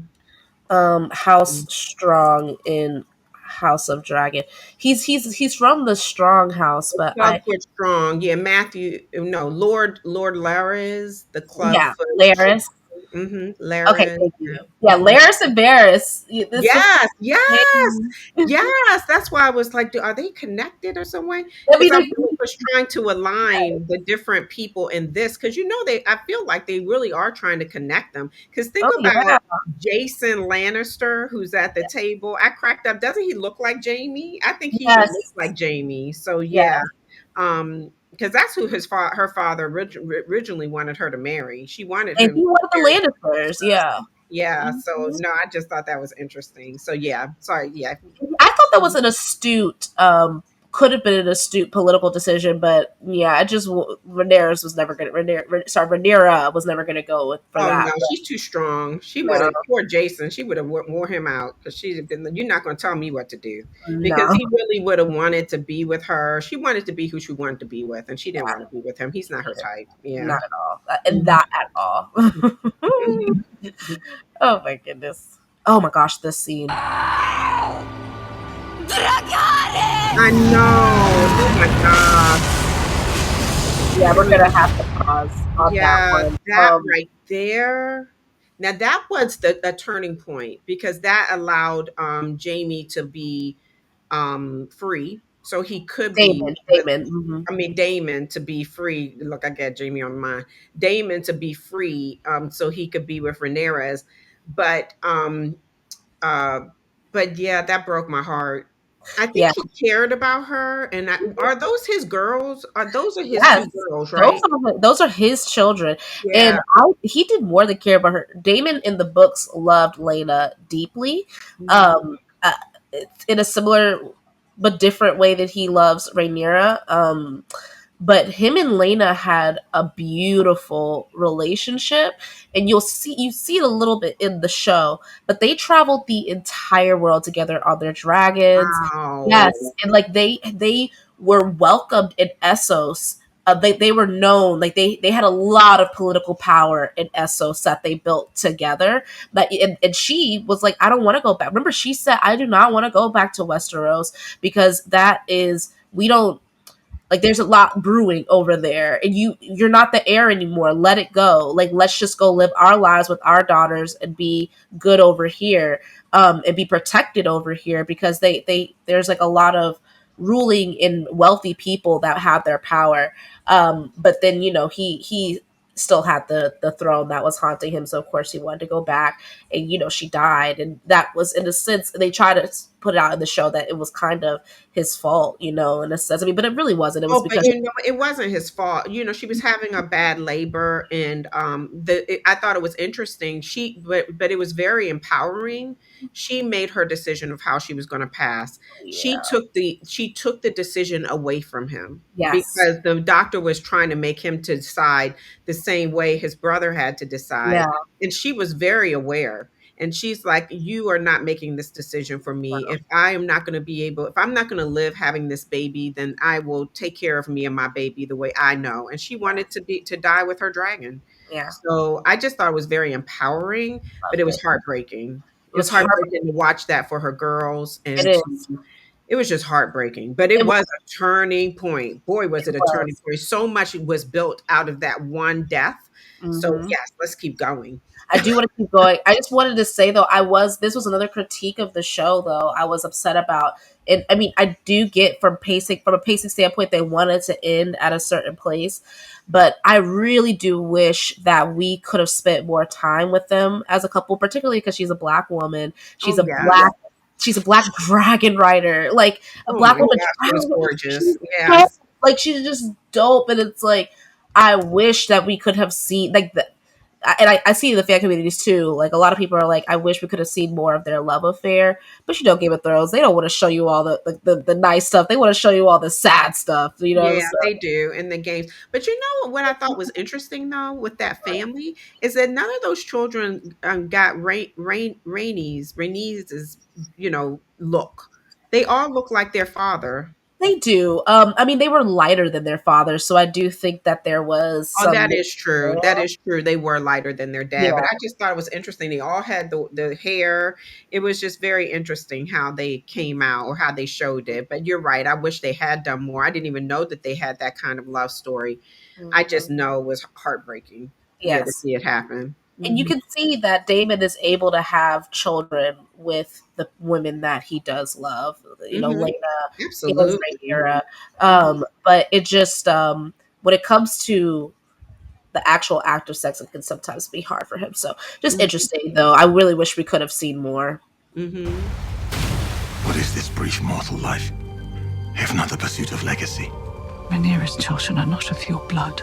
History does not remember blood. It remembers names. Rhaegar is my mother's dragon.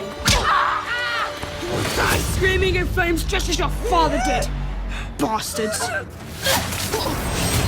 This interminable infighting must cease! Goodwill cannot make him whole. This matter is finished. There is a debt to be paid. Your Grace. Alicent!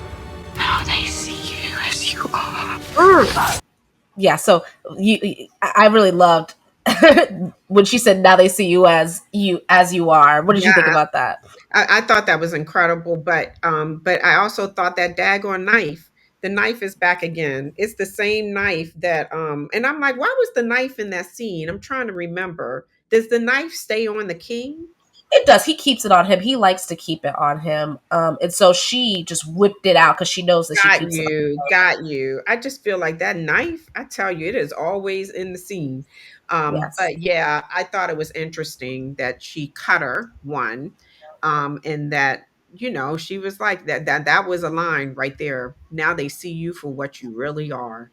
If we were Hmm. going to identify some quotes, there were some really important quotes in this series that probably are going to be dealt with in the new season. Absolutely. I it's just everything was always, they did a great job of it, just always feel like it was bubbling, everything bubbling, bubbling, bubbling, getting bigger and bigger. Fast moving, it's like a slow moving car crash, but it's like, man, or train wreck. It just, man, it just, you can feel the tension. It's palpitating, but he just kept on trying to put a band-aid over everything. It's like, you're not going to be able to do that. But also on the flip end, and you already spoke to like the ending conversation that Rhaenys has with her husband Corlys, but you can see some of these. I love their sit downs with each other. First off, I don't think that we really got much of that like healthy marriage relationship in the original series. Again, they explored a lot more themes that they weren't able to explore in the original series.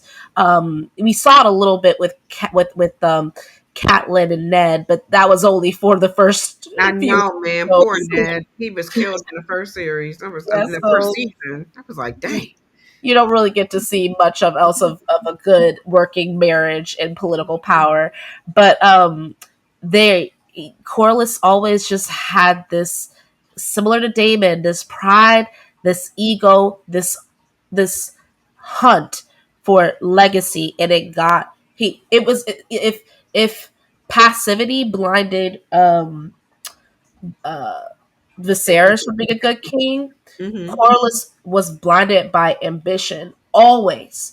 Always. Always, and that was spoken to with his brother while he was Mhm. away. Now that was another scene right there when they are in that conversation, in regards to when they come, and I forgot what they were calling it, but Alice it was questioning like who should be the heir. They wanted to have a conversation about who should be the heir because they wanted to overtake the decision of Viserys because he was old and they didn't think that he could really fight for it.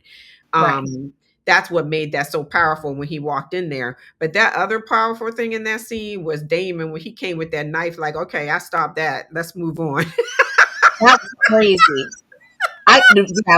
We gotta get to that because that was crazy. Devotion is not gonna notice.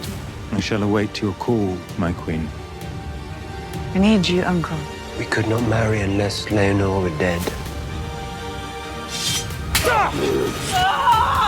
They will fear what else we might be capable of. It's been so long since we were granted the joy. I did want to pause there because I thought that was very smart of them to do. Again, they could have done this with the Y, but I'm glad that they kind of took that space and Lenore was able to do what Kristen Cole wanted Yeah. all along and go live his life out the way he And truly I was. and I felt bad over the fact that his parents though don't know that he's alive. I really I wish that feel like that has to they come should have back told out. them. It Mhm. will. It will. It will. But they should. I do think that they. Well, if they told them, then he. I know Corliss would have stopped it, but I think Rainey should have at least known. But she would have told Corliss, so it's like, it's hard. Yeah, So I mean you can't do it. And plus it's out of his safety too.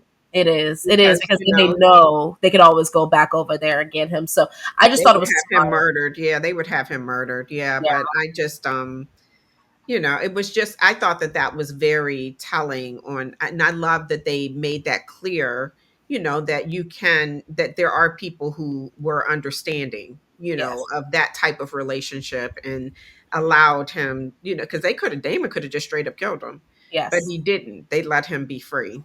I Yes. thought that was a great move for It both of was a them, great because they political didn't move. kill him, because they could have. He was like, he'd Yes. have to be dead. But I thought they were really going to kill him. But for him to give him, to kill his existence Yeah. was different from them killing him physically. So, Exactly. And mhm. good point. Like it was a great political move, and I think that Rhaenyra, whereas later Damon will become a hindrance, I do think that he does up level her political like maneuverings Mhm, in the mhm, very beginning of their relationship. So mhm, um, mhm. I thought that was very cool.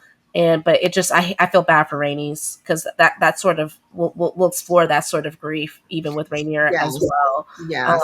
And Mhm. she hangs on to that, having lost both of her children at this point in time. In her mind, in this series, she has no children. She only has her granddaughters now. So Yeah. On top of that, they're Damon's granddaughters, yes, or Damon's daughters, and I think. But even though that she's hurt and she feels like that they killed her son, um, and I don't know that she feels that Damon killed, but I think she's like, regardless, she was pregnant. It was your baby, and now my daughter's dead. No one ever cares. I can't imagine as a mother, I wouldn't care. But I think even with all of that, she still was still supportive, and she yeah, showed that. I'm still supportive of Rhaenyra, because at this point, it's not about that. It's about girl power, and about the fact that your girl over here is about trying to take you out, yeah. Oh, and I but need that to let came you later know. on, like that. I don't know if she was able to see that right away, but that No, did no, come later no. on. That did. That Mhm, did. mhm. Joy of your presence. King Viserys' condition has worsened. Which authority will sit in judgment of my son's claim on his own inheritance? That would be mine. And the hands. Back Luke's claim, and let us betroth Lena's children to mine. The Song of Ice and Fire, do you believe it to be true? Aegon's dream. You told me it was our duty to hold the realm united against a common foe. But in naming me heir, you divided the realm. I will sit the throne today. I hereby reaffirm Princess Aerys of House Velaryon is heir to Driftmark. Aegon, Our son. his dream. The Song of Ice. The prince that was promised. It is you. I understand, my king. Gonna pause that there. Yeah, So because that you're right. I understand it now. What he was saying, Aegon, a dream. I wasn't connecting the dream, and because I didn't understand the dream, I didn't know what the dream was, and I should have looked it up, but I didn't know what it was. But now, now that I've connected all of that, this is very powerful. It's going to be interesting to see. I don't know if Alice is ever going to learn that it was a dream. It wasn't. He wasn't referring to that, because Rhaenyra, it's a secret. She's not supposed to share. Only kings pass that down to kings, I guess. Which is yeah, interesting, because think about Game of Thrones. So Baratheon, when he was king, he I didn't don't know. know. He didn't know, because they killed the Mad King. They killed the Mad King and they killed Rhaegar, who was the one who had the Mad King had probably told Rhaegar, but Rhaegar also was very studied and learned that like even Aegon wasn't the first person to have that dream. It was really his aunt, I think. Her name was Daenerys, and she was like um a dreamer, like a real psychic. So it's like a lot of different people have had this exact same dream. But Rhaegar was the last person who had it and had read about Yes, it. and Rhaegar is John's father, right? Yes. Yeah, so I Sam. forgot about Rhaegar. I kept thinking about the Mad King, but I'm like, he had three other children. So you're right. I forgot about Rhaegar. So yeah, so they killed the Mad King and they killed Rhaegar. Rhaegar was supposed to be, he was the crown prince. He was supposed to be king, so it would have been perfect. And then Rhaegar, he named his first child, who was his son, Aegon, and that's who that is who the Mountain killed. They killed Ilya and her children, which was Rhaegar's wife. Oh wow. But then he also was in love with with Leota, and with Leota being from the north, he was like, "I'm the fire, you're the ice. We're our child will be the Song of Ice and Fire with Oh John." my gosh. Wow, Sydney. Crazy That is stuff. pretty amazing. I'm the fire and you're the ice, and our song will be the song of ice of fire. Wow. And he was. He He was. was. Wow. And to end up, he was with Daenerys. Wow. He Yeah. was. Oh, yeah. We'll see. A lot of the stuff I don't take as canon when it comes to that last season, but we'll see. I think that will eventually, maybe something of that nature will happen in the book, but George R. R. Martin might take it a different space. So let's pray Yeah. that he does. Okay. Yes, yes, yes. The king is dead. Then we may proceed now with the full assurance of his blessing on our long-laid plans. Am I to understand that members of the small council have been planning secretly to install my son without me? Aegon is unfit to rule. He tolerated the prince's proclivities for years. Because it was my sworn duty, Eric. Something must be done. So that was insane when we found out about the fact that Aegon, who is Alicent's son, has been doing this kind of like betting in these child fighting tournaments. It just was disgusting, and he has his own disgusting ways about him, Yeah, similar he to was Joffrey. raping girls and yeah. Yes, he raped you. Like, it's just as awful. And oh my gosh, it's just awful. But I did want to say I thought it was interesting. I loved again that they had not only betrayals as it pertained to Rhaenyra and Alicent, which is the clear one, but also between these two twin brothers. I thought that those they were very useful as characters, and them being twins. And they're actually a lot more prominent in the book as well too. They have their They own were song. twins. They're Oh, yeah, they twins. were twins. Yes, if you look at them closely, they're twins. Yes, and one of them you'll see chooses one side, and the other one chooses the other. And by Oh, wait a minute. Wait a minute. I think I'm getting confused. Okay, so it's the guards who were the night part. twins. Okay, Mhm. the knights who were twins, not Aegon and Aemon. Oh no, they're not I twins. was No. getting ready to say, so help me understand the twins now. Okay, so they were guards, and Mhm. I do vaguely remember that, but I think it went over me a little bit, obviously. Uh, That they chose sides. They each chose a yes. different side. Yes. Okay, okay. And what Yes. was the reasoning behind choosing a They different side? they go a little bit deeper into it, but sorry, they don't go as deep into it on the show, but they do in the book. It with the one of them who was tasked with taking care, like his Night's Guard duty was taking care of Aegon, and Mhm. so I think he was the one that went and took care of Aegon, but his other brother saw fit to carry out the King Viserys's, like, what he knew he was sworn to do, and he had knelt to do years and years ago, and that's when he went to go find Rhaenyra at the end of the series. So you see him dedicate himself towards her. Then So the gentleman who was the knights, the head of the knights, Mhm. sir, is he the one who becomes older later? Well, no, this was 172 years, so he couldn't have survived that Are long. we talking about? Oh, no, not Sir Barristan. Yeah, the one who ended up trying to protect Danny. Yeah, no, he's from years and years later. He's from years and years later. Okay. Yeah. Okay. Great question. Okay, so let's go ahead. We are close to the finish. I have no wish to rule! You get no argument from me. The former heir cannot, of course, be allowed to remain free and draw support to her claim.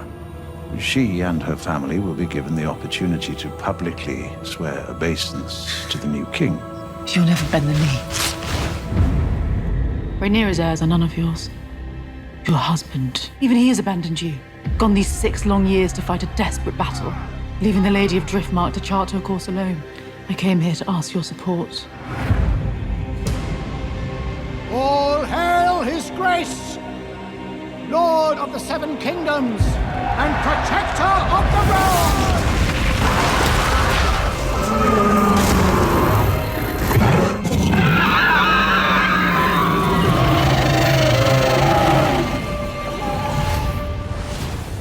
Viserys is dead.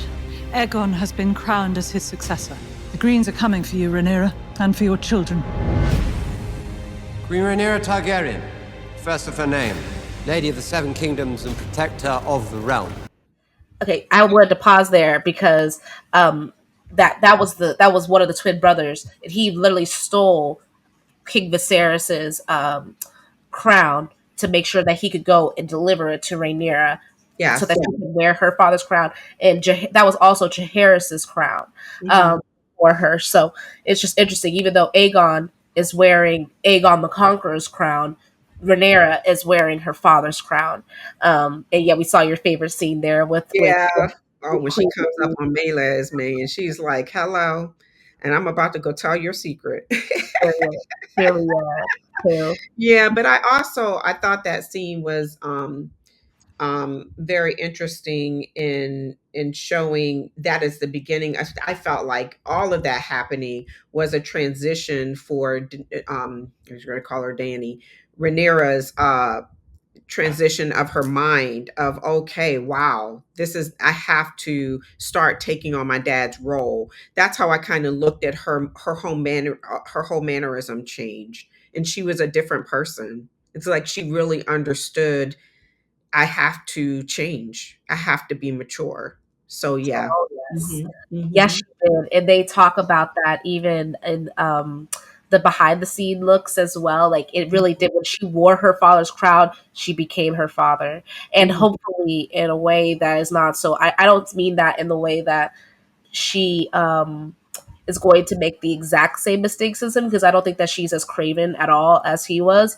Hmm. But I do think that it's like a solemn duty, almost being like this.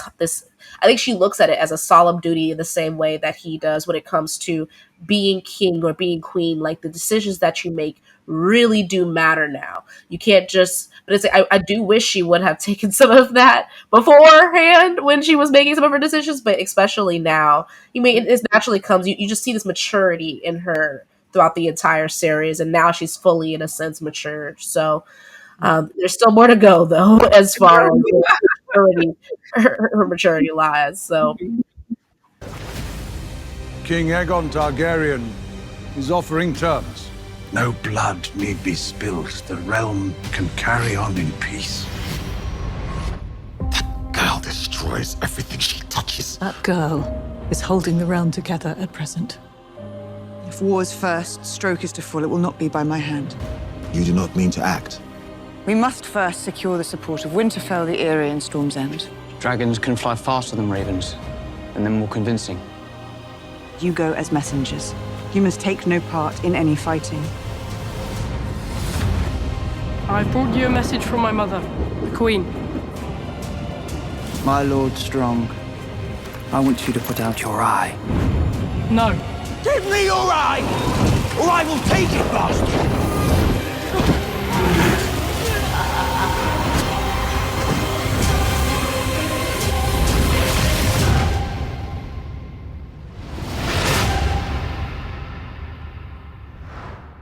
Wow.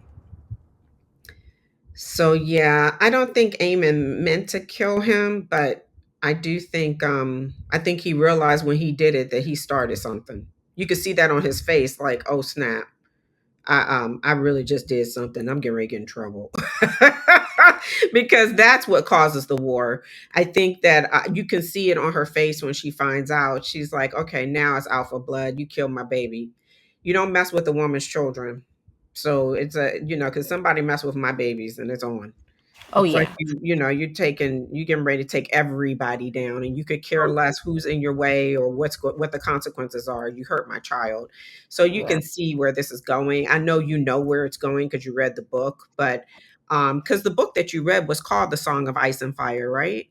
No, it's called Fire and Blood, and it's a prequel. Like it's kind of like a history textbook written Mhm. in the Maesters way. So I love it because honestly, Maesters were also said to be pretty political themselves. So some of Mhm. the history, like George R. R. Martin wrote it in that way, where some of the history that you read in this book is not actually what you see in the show. Where you're like, oh, it's because the Maesters wanted you to they wrote the text to benefit, whoever is going to win in the end, or whoever they. I mean, it's a lot of different Maesters accounts, but so like whoever that they particularly were on the side of, they might write something else differently than how you're reading it. So it's a part of the story itself. You always have to question the narrator, who you're reading it from, but yeah, I do know a version of what happens, but it's not the exact version.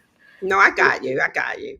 So no, I'm excited. So I know we kind I love that we did it this way, Sydney. I Yeah. like the fact of kind of working through the trailer because it is Yeah. a great recap itself, and then we can speak to the recap. So great idea.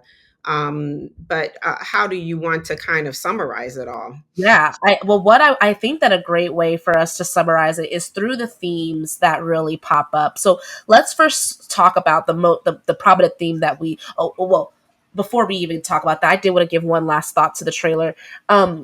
Why'd she send her sons? Why'd she do that? Her sons asked.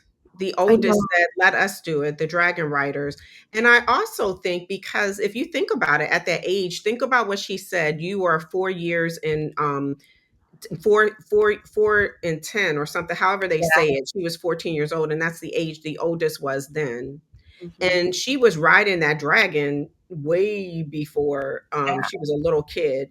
And so I think she felt like I did it. Why couldn't they do it? Why did Right. your people thought daddy and I were crazy to put you on the bus and the metro on your own when you were 11 if you Yeah. All were right. to the school all by yourself? And but we did it because we knew you could do it, and we knew we did it. So I think that's just kind of a thing where you innately feel that your children, and he would have been fine if it wasn't for Eamon. So it's kind of like things happen for a reason, and it was destined to happen that way. You can't control. It's like, people always say to me, "Oh, well, how could you be married to a police officer, because wouldn't you be worried that he's going to be killed all the time?" And I Mhm. always had this concept that any of us can be killed at Yeah. on the Right. beltway or in a store. I mean, that just shows we don't know our destiny. Yeah. Only the higher power does. So Yeah. I don't think that she was wrong to send her sons. I just think it's just unfortunate. That's It all. is. It Mhm. is. Man, you're so right. Oh my gosh. Yeah, that's why I had to ask. Because I was like, no, Send because your boy it's gonna happen. babies. You know it's gonna happen. Of course she doesn't. So you're right. You're right. So, Mhm. but no, to your earlier question, I think that we can work our way through by talking about the themes. And the first theme I wanted to bring up was succession. I mean, it's the thing that was talked about throughout from the very first point of the series, and it's the thing that we're talking about at the very end. I guess this question I want to pose to you, and I'm posing to myself as well, is like, what does give someone legitimacy? We see it come in so many different ways. Is it the king saying, "Here is my successor"? You would think that. I mean, that's what it should be, but he did that, and that wasn't exactly what happened. Is it the different crowns that people wear, like we saw with Aegon wearing the Conqueror's crown, or Rhaenyra wearing her father's crown? Is it the story that's being told about these people? And just is it their gender? Is it their blood? Is it because I mean, obviously it's being passed down to Rhaenyra because she is of the Targaryen blood, but she's also a woman. Is it the fact that you can ride a dragon? Is it having the right last name, talking your old tongue? What do you think? Like, what did you think about this question of what makes somebody legitimate? I think to me, just from tradition, for what I've been raised on, and watching England and the King and Queen, or just watching movies and stories, succession is legitimate marriage and the legitimate birth of the bloodline. It is Mhm. about the bloodline. So in the style, I mean, in the definition of what I traditionally know as succession, I do think that her babies who were created with the gentleman, the knight, Oh, not that I don't think any child should be called bastard. I don't right. think any child should be called that because no children are bastards. They're all loved. Yes. And that's putting symbols on people. And that's when you put symbols on people, that's what causes the rift. And those are a lot of themes of rift in the first show, Game of Thrones, and shows you the depth of the pain that can and where it can take you. Yeah. So, but do I feel that Rhaenyra's sons should be the um the kings? I think if she had not had the children with Damon, that may have been the case because they are of her name and they are of her blood. They are Targaryens, but I do know that in that time they felt the males were the heirs. So there's a question of what I think should happen and what I know they think should happen. So to them, Rhaenyra's sons that she had with Damon would be her true heir, right? Yeah. And then on the on her father's side, then Aegon is really the true heir Yeah. because he is the son. It's the firstborn son. But but in the sense of she is the firstborn child. And to be honest with you, I take that back. I think Rhaenyra should be because think about the Queen of England. She was the oldest daughter and he didn't have any sons. So I think it just depends on who's the firstborn. So let's say the succession goes to the firstborn child of the true bloodline. Yes, I agree. The full bloodline. The full Of the full bloodline. bloodline. Yeah, Mhm. because I agree with you. Those they were not had under the sanctity of the marriage. Mhm. So I do think that Damon's it would be messy though, but Damon's children with her would make the like whoever was the first there, which I think her firstborn child of Damon's she didn't call They him were Aegon. twins. I think they were twins. They named them Viserys. One was Viserys, and I can't remember the other one's name, but I felt like they were twins. Yeah, I'm trying to Mhm.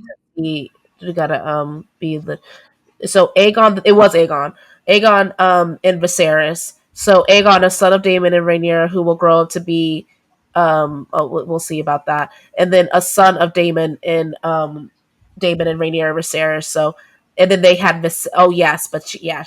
So they had twins. Yes, Aegon and Viserys, but this they were supposed to have a daughter who we didn't even get to see that part, but became a stillborn because her learning about Luke's death evoked her into a early labor, and it was Oh, okay. So they stillborn. changed that in the show. They changed that because she went into labor not for his death, was because Oh, she she went felt into betrayed. She labor heard about the betrayal of the betrayal of her dad, yeah, and the betrayal of them Alex. coming to get her.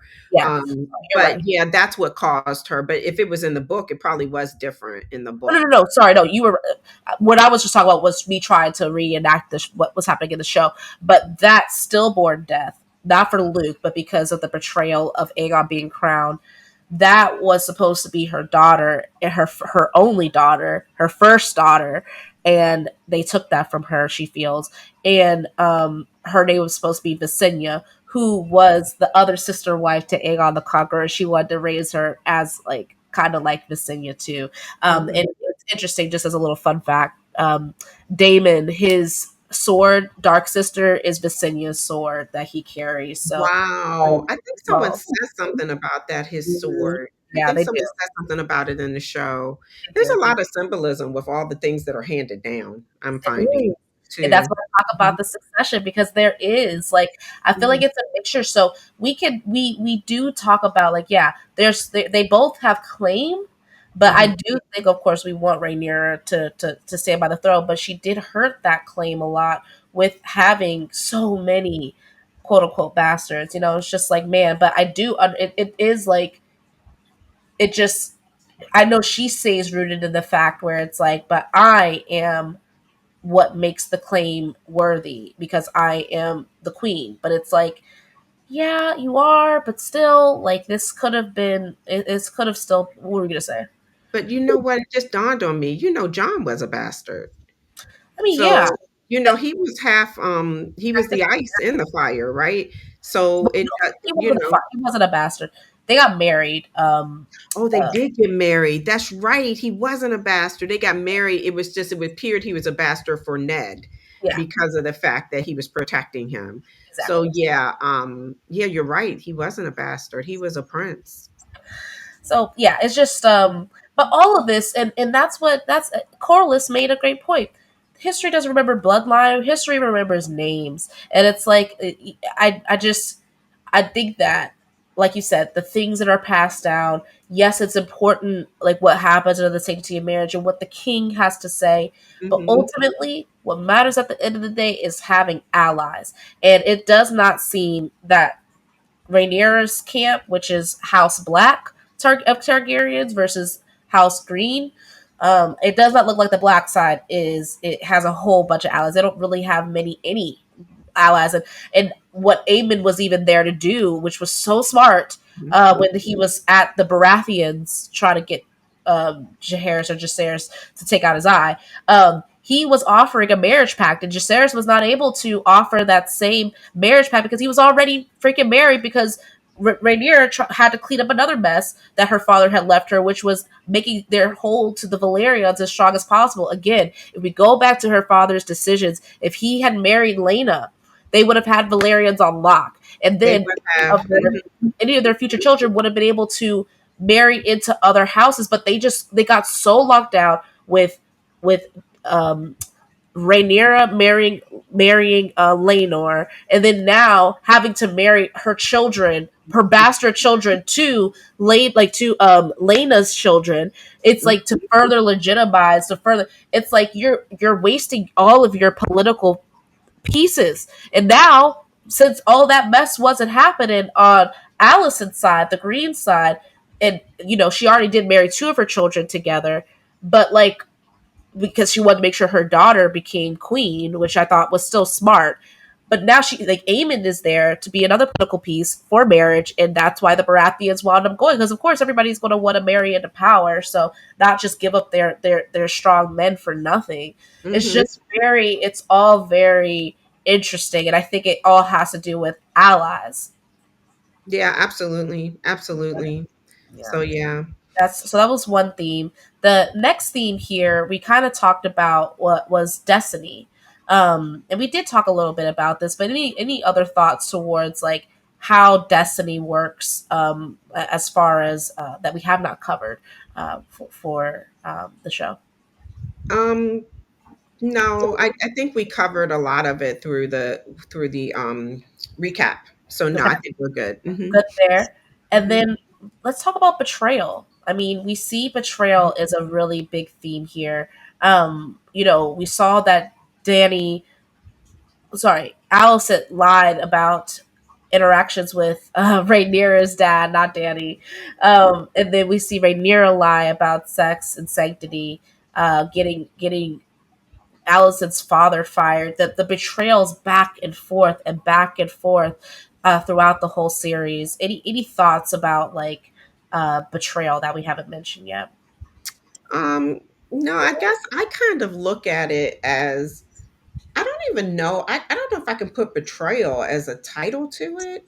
Mm, I think it's more of manipulation yeah, and and lies. I don't think they were meant to be portrayed. I think they to portray against you. I think that they were just trying to get out of whatever situation they were in at the time. Like that quick lie.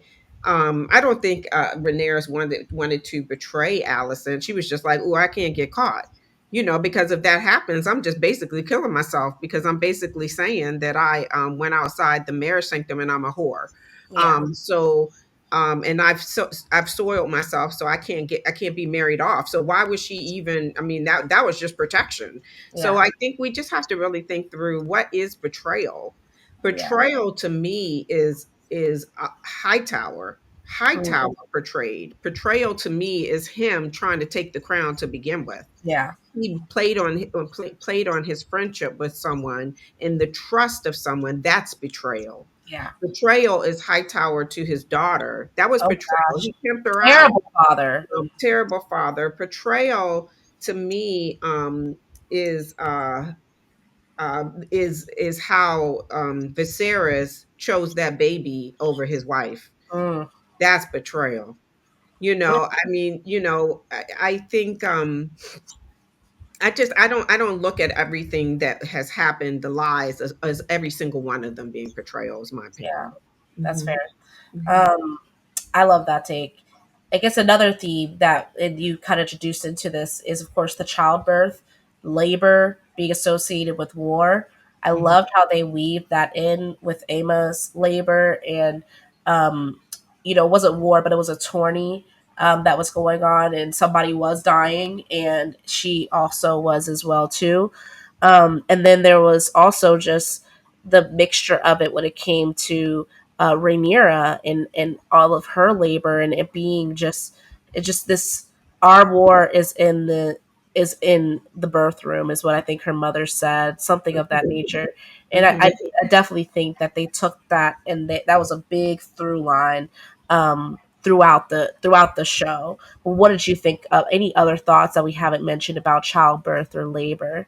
I think Lena's, who was Mhm. married to Damon, I think her labor was a symbol of love, but Mm. also of it was a turning point. I think that particular death was a turning point. It gave it an opportunity. It was opportunistic. So some deaths and some labors caused an opportunity for others because of her labor and not being a good one. Yeah, She made a choice, and now that left Damon open. So I felt like there was symbolism there. absolutely. Hmm. And so I completely agree. And you know, I think that just all in all, these it's just it really did show I want to say the power of a woman's body, but just like also how this is they're not machines, like Hmm. I don't know, it really gave such a harsh but great insight into what it takes to birth a child. So it just wow, I'm Yeah, really and that they felt like that was their only duty. The mm, mother speaks to that in the very beginning when she says, "Rhaenyra, that's what we're here for. We are here to that's our job. That yeah. is our job." I found that to be telling. It is our job to create, to keep the crown going, or to make sure that the crown is protected. That is our job. And you will be laying here one day. And that Yeah, you got to think about those words that were said in the very beginning. I was like, they were setting the story. They were setting the path. they were setting the path, and thank you for saying that because it is, and like that is a duty that Mhm. Rhaenyra is. I think she was always trying to escape it until the very, very end, and it's like you're not going to be able to escape this duty. That was her again being like her father, so passive sometimes when it came to the fact that you can use this as marriage alliances are that is a part Political. of the duty Hmm. and it has to, her dad said you will have to marry. I had to marry their marriage, Emma and King And Viserys, his that was marriage, a yeah. political move. That Yeah. was a Hmm. political move because she wasn't a Targaryen, she was a Olenna. Oh my gosh, I am so sorry, I completely lied to you, my girl. Sorry. You were so right, Mom. So I often audience associate myself with Tyrells. The grandmother, Olenna Tyrell, her maiden name was Olenna Hightower. Yes. That's where I was connecting It just it. hit me. Yeah. And Emma was her great great grandmother, I thought whatever. Emma was a Targaryen, though. I thought No, that he married her cousin. so His it is his cousin. cousin, but his cousin from a different like the Targaryens prosper. Oh, They married a lot of different types of they married into a lot of houses to like help okay. where like Mhm. Jaehaerys was very smart about his marriage alliances, and one of his alliances resulted in Emma being born as a High Tower, and then Emma got remarried into the Targaryen family with Got you. Viserys. Okay, got you. Okay. Hmm. But that just hit me. I was like, yeah, Alena Hightower. That was her maiden name. So they still you can see it doesn't Alena give Otto? Alena Otto. You're They right. She they does. Well, similar. Otto, Elena, I know Elena was sharper than Otto. Oh She yeah, was like she. very, oh my gosh, she was so conniving, Yeah, man. That scene when she's like, I think she killed her. Oh no, she drank Jamie brought the poison and she drank it, and she says, "Well, let me tell you what's about to happen here." and she's like, and I killed your son too. Yeah, yeah. While I'm at it, while I'm about to Let me die. make sure you know that I'm the one who killed him. Woo! To the I very end, love she that. was to the Oh, she very was so end. good. So Yeah. good. So no, and she gave Tywin a run for his money too. So it just I do I do think that Rhaenyra tried to run away from her duty as a woman, Mm-hmm. and as a royal woman, but it eventually caught up with her, and it was something that burdened Alicent to throughout this whole series too. She was always having to do what was told of her, Mm-hmm. and but it's because she accepted that duty that also gave her some of the strength Mm-hmm. that she was able to use later. So just thought it was an interesting theme there. Last theme I really wanted to talk with you about, especially in particular, was just this theme of grief, theme of loss. And we Mm-hmm. see Rhaenyra's you keep got me saying Rhaenyra, Yeah. is Mm-hmm. you see that she has had to deal with loss. Everybody has to deal with loss, but especially Rhaenyra has had to deal with loss um, throughout the series. She loses her mother and her brother. She is eventually going to lose her father, and then you see that she is going to lose her son. And I don't know. I think it, like you said, it hits a bit different. I know you've never lost a child, but I think it could potentially hit a bit different losing a child versus losing parents. Or, oh, sorry, I would also say she lost her lover, the strong guy. Um, but I think it's a bit different when it comes to losing a child. What do you think about that? Oh, definitely. I also want to say she lost Damon in the very beginning because True. she felt abandoned by him, Yeah. um, and she didn't understand why. Because she was young. Can you imagine? She didn't understand. She's like, "I love this guy, but he's just pushing me away." And then Daddy says, "I have to," because I think that was her whole problem in not wanting to marry. She wanted to be with Damon. So, Yeah. but in loss, I think all of it was very painful for her, but she became numb. So she's like, this is just what happened. She never has time to grieve because every move that Never. happened to her, it was always some sort of consequence that had to come right afterwards. Yeah. Part of that was the first one was her losing her mom caused a whole rift between her and her best friend. Her losing Damon caused her to have to get married, and then she has birth to these kids, and then she loses her love, and that's what threatens her, and she feels very unsafe, and she leaves and goes back to Dragonstone. And then she loses she loses her father. I She mean, loses there's a whole her lot of and other her things in there, but and she her loses her father. her father and her stillborn death. She loses her Oh, only and daughter. then she lost the Loses her baby. daughter. Hmm. So, and then she's still moving because she's numb and she's still making decisions and she's still going. That's why I think it was very poignant of them to stop the season with her losing her son, Yeah. because you saw all over her face, okay, this one's going to take me to a different level Yeah.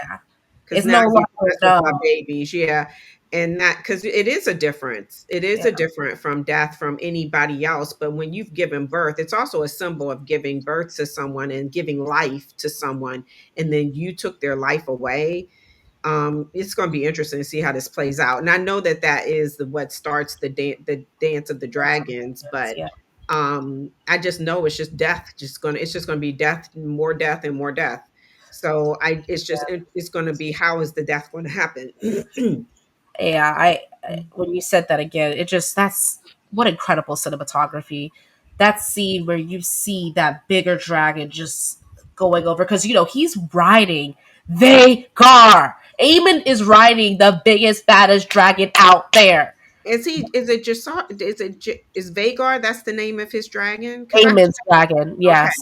Remember, Yeah. he was always teased that he didn't fight a dragon. He wasn't a dragon Yeah, fighter. and they did the pig on him and Mhm. all this sort of stuff, and then he went and took the little girl's dragon. She says, "That was my mother's dragon." Yeah, we Yes. didn't talk about that, but yeah, um, he's just really empowered to just he was picked on. He's a great story of a bully. Yeah. And although I think it was the son who he killed was the son that took his eye out, right?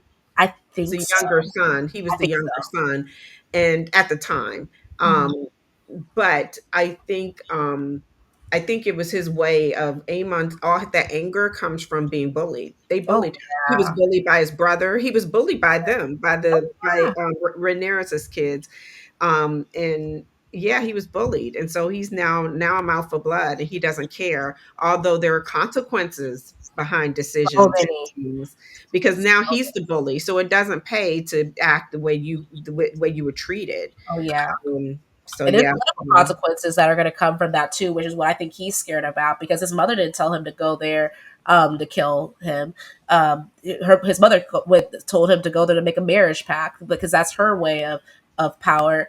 And so it was a lot, but that cinematography, man, that was telling. It was so much storytelling happening at once because Vagar was one of the dragons that conquered Westeros. Okay, and the fact that the Greens have Vagar on their side, whew, Black's got another thing coming because they have all new dragons. Like the oldest dragon I think they have it's is melee's. I yeah, think it's it's Rainy. Rainey's. hmm Hmm. So it's just yeah, and the older dragons get the bigger that they get. So even if they hatch new ones, it's going to be quite a while until they get big enough. So yeah, it's very interesting. Let's go ahead and move off of the themes and wrap up just with a little bit of character analysis. If that's okay. Hmm. Yes, Um, that's fine. Yeah. we're gonna. I want to start since we've been talking so much about since we've been talking so much about some of the main characters, I do want to start with some of the lesser known characters. I think we've covered Kristen Cole and the fact that he was the opposite of the White Knight there. I think even that the creators describe him as a thug, and he brutally kills people. And I think the only thing I wanted to mention else about him was that I think he's a really great well, first, I wanted to say Eamon definitely gives me school shooter vibes, but if he gives me school shooter vibes, Kristen definitely gives me a metaphor for like kind of police culture, honor culture. Honor culture. I think his whole character was a critique on how honor culture empowers bad men to hurt innocent people. He's supposed to be this white knight Kingsguard, but like the knights as a whole are trained to kill. They're trained to handle their emotions by killing.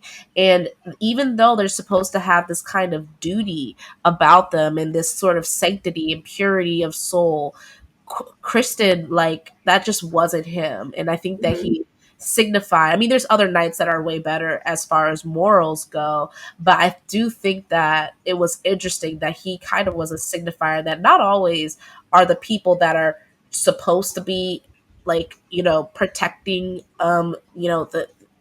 the realms of people are always trained to do so. Mhm. No, I agree. I Yeah. agree with you. Mhm. Um, so that's about Kristen. Um, let's talk a bit more about Corlys Valerion. What were Mhm. some of your thoughts about him that we haven't mentioned yet? Um, Or what was your favorite character? How about that? who who, was did my you, favorite who character? did you feel the most connected to? Gosh, it's gonna be between. I don't know. I really like Rainey's. Yeah, I see you as a Rainy. Yeah, that she was my favorite character. I think I just loved her power and her quietness. She's like I'm in the back, but she was a quiet storm to me. And Yeah. I think I just liked her character and I liked all of the storylines that she was a part of. But Corliss, I think one, I just felt like he was just very focused on himself and his Yeah. ambition. And his wife says that, and so was his husband. I mean, not his husband, sorry. So was her brother-in-law. So was his brother.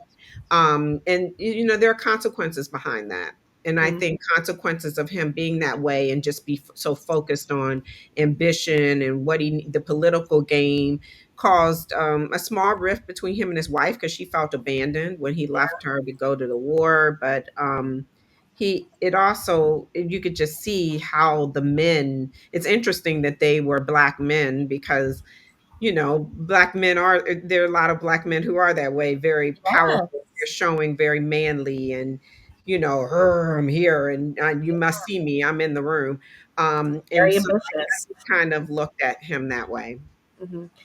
Yeah, I really did like what they did with their characters. I'm so glad they showed him as um, a good husband in the sense that Mhm. he didn't try to.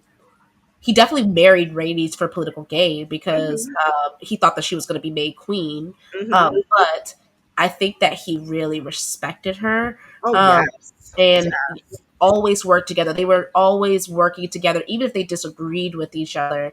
They were always working together. So I just liked him as a character. And yeah, I agree. Like I said, like Damon, he just had this kind of typical warrior thirst and thirst for king. Like I'm gonna be bringing up some masculine archetypes here as we go along, but he definitely let the warrior side of him, kind of like um, uh, Baratheon, Robert Baratheon. You know how he was just always so focused on war, war, war. He was best at war. Mhm. It just became kind of became Corlys' stick, and he wasn't as concerned with the more womanly, the more like marriage like part of the politics of it all.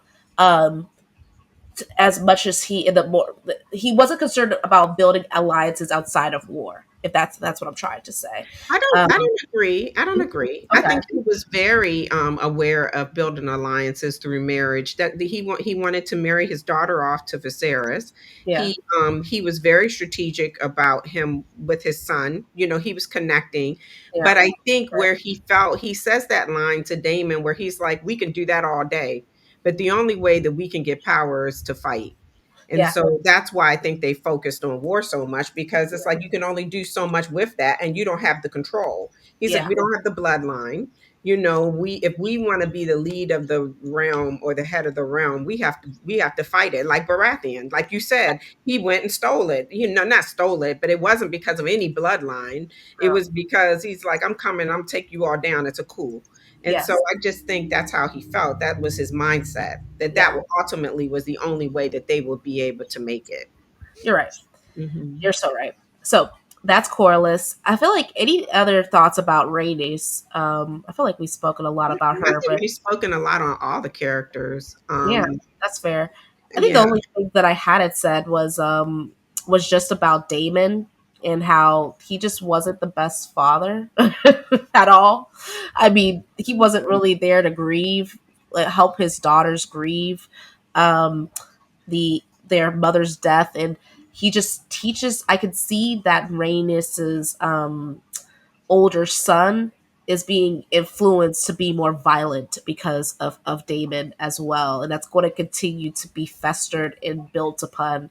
And yeah, I don't know where that's all going to lead, but we can even see that Damon, just as a violent human being, that turned on Rhaenyra by the end of it, choking her out at the end when she was trying to tell him no or tried to tell him something. It's just he was so blinded by anger. Yeah, he anger. wanted to fight because he's like, no, this because Damon's very selfish. He's Yeah. like, I want what I want. Yeah. And I think he does love Rhaenyra, but he also realizes that he gets closer to the crown with her.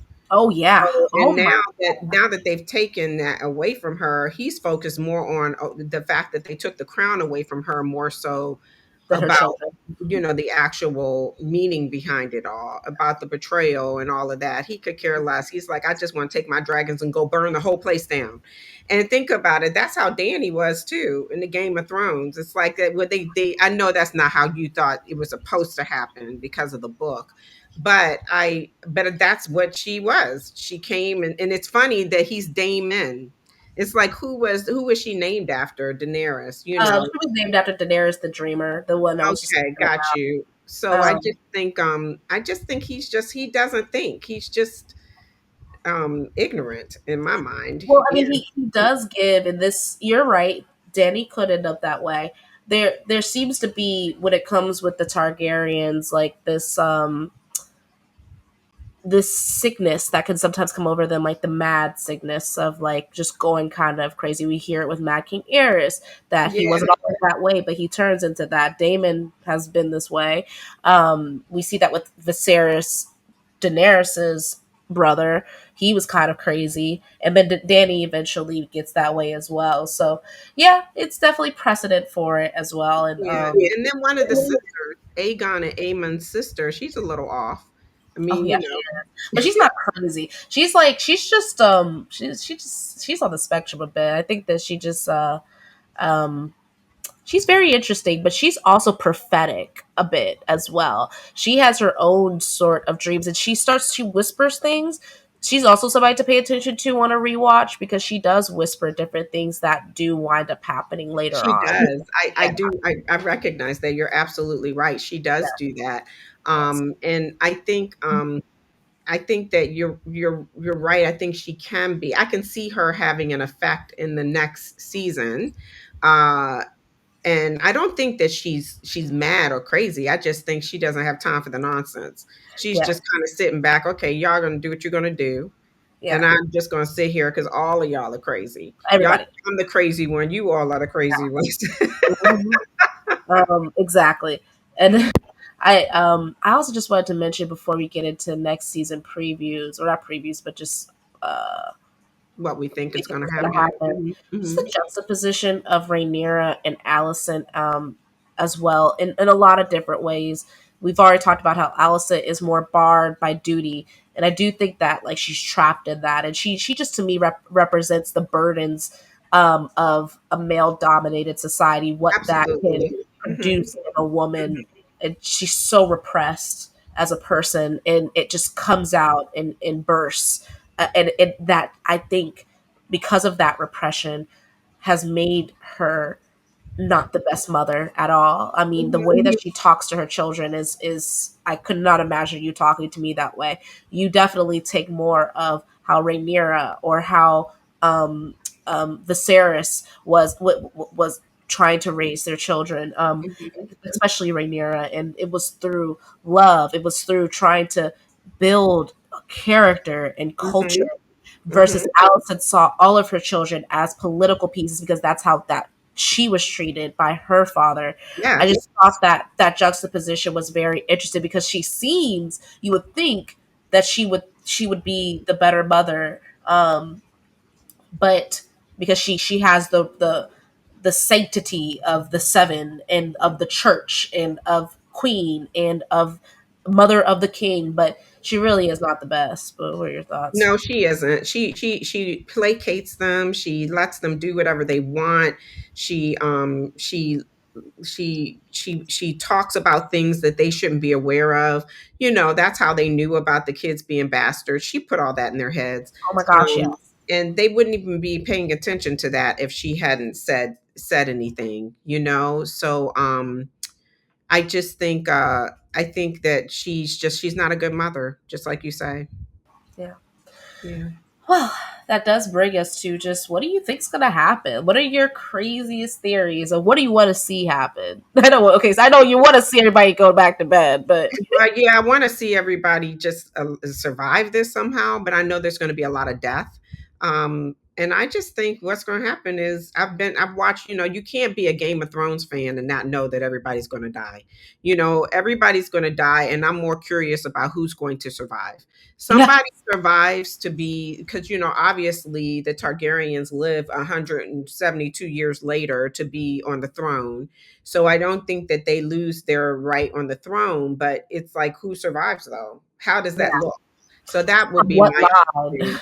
Yeah, you know, because I really couldn't tell you what is it, the Ned syndrome. We all said I never seen that before when they took Ned out in that first season. I was like, oh man, I didn't see that coming at all. So now they've let the cat out the bag, I can expect anything. So I couldn't tell you. I'm just looking. Now I'm excited because I didn't even want to watch this I series because know. I love the Game of Thrones so much that I watched it over and over and studied it. I didn't read the books though. I think I may listen to the books on You should. Audible You just so I should. can just kind of learn this history. Like you understand, your dad understands so much of it because he was like trying to prepare me for this. It's so funny. He's like, you need to understand this and you need to talk about this. He's so funny. But I really don't know what's going to happen. I'm just looking forward to it. I have an opportunity to have my popcorn and my wine and to sit down and watch the Game of Thrones or the House of Dragons. And I You should love seeing the dragons. We didn't talk about my dragons, Cyrax, and you said I know Melee's, but what was the biggest one? Vagar. And there's some other they say the names of the dragons along the way, and so yeah, we've got a because my car is the red dragon, right? Yeah. I I like the dragons. I Yeah. do. I like the dragons. Um, Yeah, yeah, so you definitely want to see more dragons. I hear that. There was yeah. Well, they're um gonna die though. I think the dragons are gonna oh, die because they're somehow definitely all the gonna dragons die. are gone because they don't have them anymore. They're That's how they lose their definitely power. die. They're Mhm. definitely just to give the dragons a shout out, since this is called House of the Dragon. There's Cyrax, written by Princess Rhaenyra, Caraxes, which I love Caraxes little I like their little call out, but that's written by Prince Daemon Targaryen. That was the coolest part of the fight. Probably the only part I liked was that him coming to war that way. There's of course Vagar, The who's big, written, yeah, the mhm. big boy. That's dope. That was written by Lena. I wanted so much more for her story. I wanted to know so much more about how did she get Vagar. I mean, you get it in the books, but I just wish we could have seen it in the book. Talked about it Yes, more. Yeah. and then Mhm. there's Bailey's, written by Rhaenyra. Sorry, that's supposed to be Rhaenys, written by Rhaenys. There's Sea Smoke, written by Laenor. Vermax, written by Viserys. We'll get to this later. Eryx is written by. Oh, sorry, this is all later. My bad. So we're just gonna stop there. Everybody else is kind of Yeah, later. but yeah, But I just want to give a shout out to them. That's all yeah. because I love the dragons and I love to see those scenes with the dragons. I feel like they did the scenes with the dragons. I know the cinematography was good in that scene, but I do feel like the scenes of the dragons in the Game of Thrones was done a bit better. And Oh, I what? think, Really? I disagree with you on that. okay, well, Hell I guess no. I have to watch. I need to watch it again. But there were so many scenes with the dragons in Game of Thrones that I just love. That was my favorite thing because I love the dragons. But I yeah, I have to watch it again because I love watching the dragons. I'm just really, I don't know why. I'm just, but Dad says I like violence. I just love the No, I think dragons. you like power. I think you like power, and I love power too. They are powerful, magical, like They just are. They're just beautiful. they're gorgeous. It's so nice to be able to have a reason to see them as beautifully done on the screen. The only reason I say it's better here is because of that my favorite scene where she rolls up on her. She rolls up Oh, I love that. Now that scene when that dragon comes out that ground, I am on the like, she is. ground, and then just out of the sky, just swoops It in. just, I mean, it just like I don't know. It was just powerful, and then she's leaning on her like this, like, "Yeah, B, let me reintroduce myself." Right? It was crazy. So You no, gonna I lock love me up in that. some room? She was like, "You got me locked in my room." I Yeah, loved it. I just love Rainey's. She is my yeah. girl. I That's a love girl. her. I know Yeah, for me.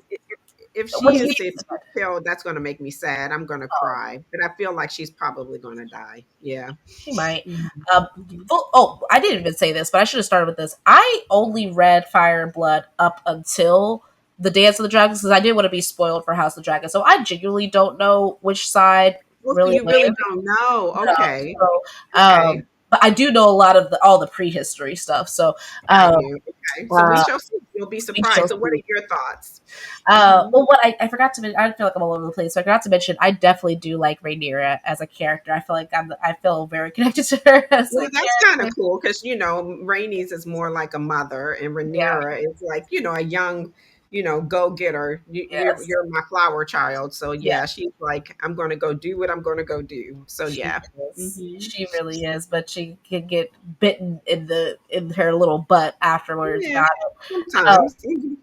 But I do like her a lot, and I hope to see her win. But I just have this feeling that she's not going to, because right now the cards are stacked against old girl. Now they could flip on a switch in the first episode, but the amount of allies that the Greens have, the fact that I just feel like anybody that's ruling from King's Landing is always going to be the true ruler of the country. We see that in the main series too, where Stannis was claiming he was king, but he never sat the throne. Ridley was claiming he was king, but he never sat the throne. The only people that they really took to be serious as kings, even though they were technically bastards, was Joffrey and Tommen. So it's like you have to kind of sit that Iron Throne. It will.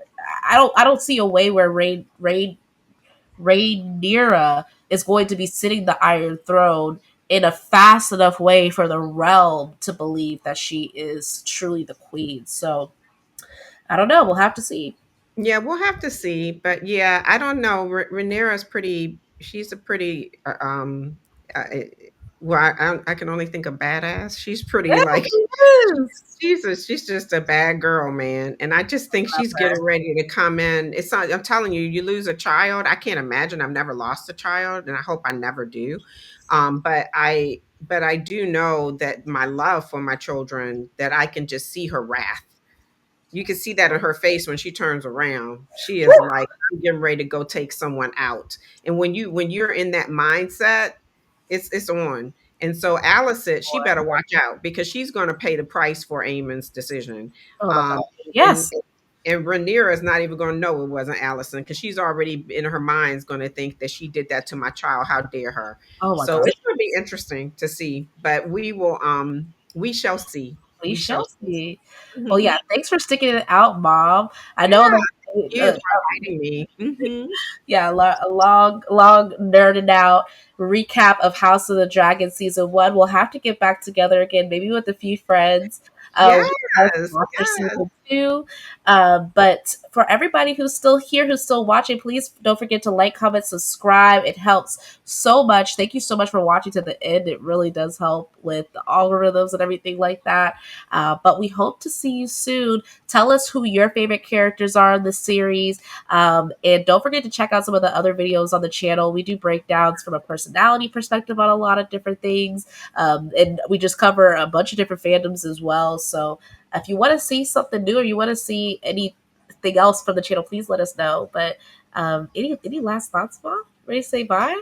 No, thank you for watching, and I'm just happy that you invited me. So Yeah. yeah, I look forward to talking about the next season. Yes. Yeah. All right, friends. Okay. Bye.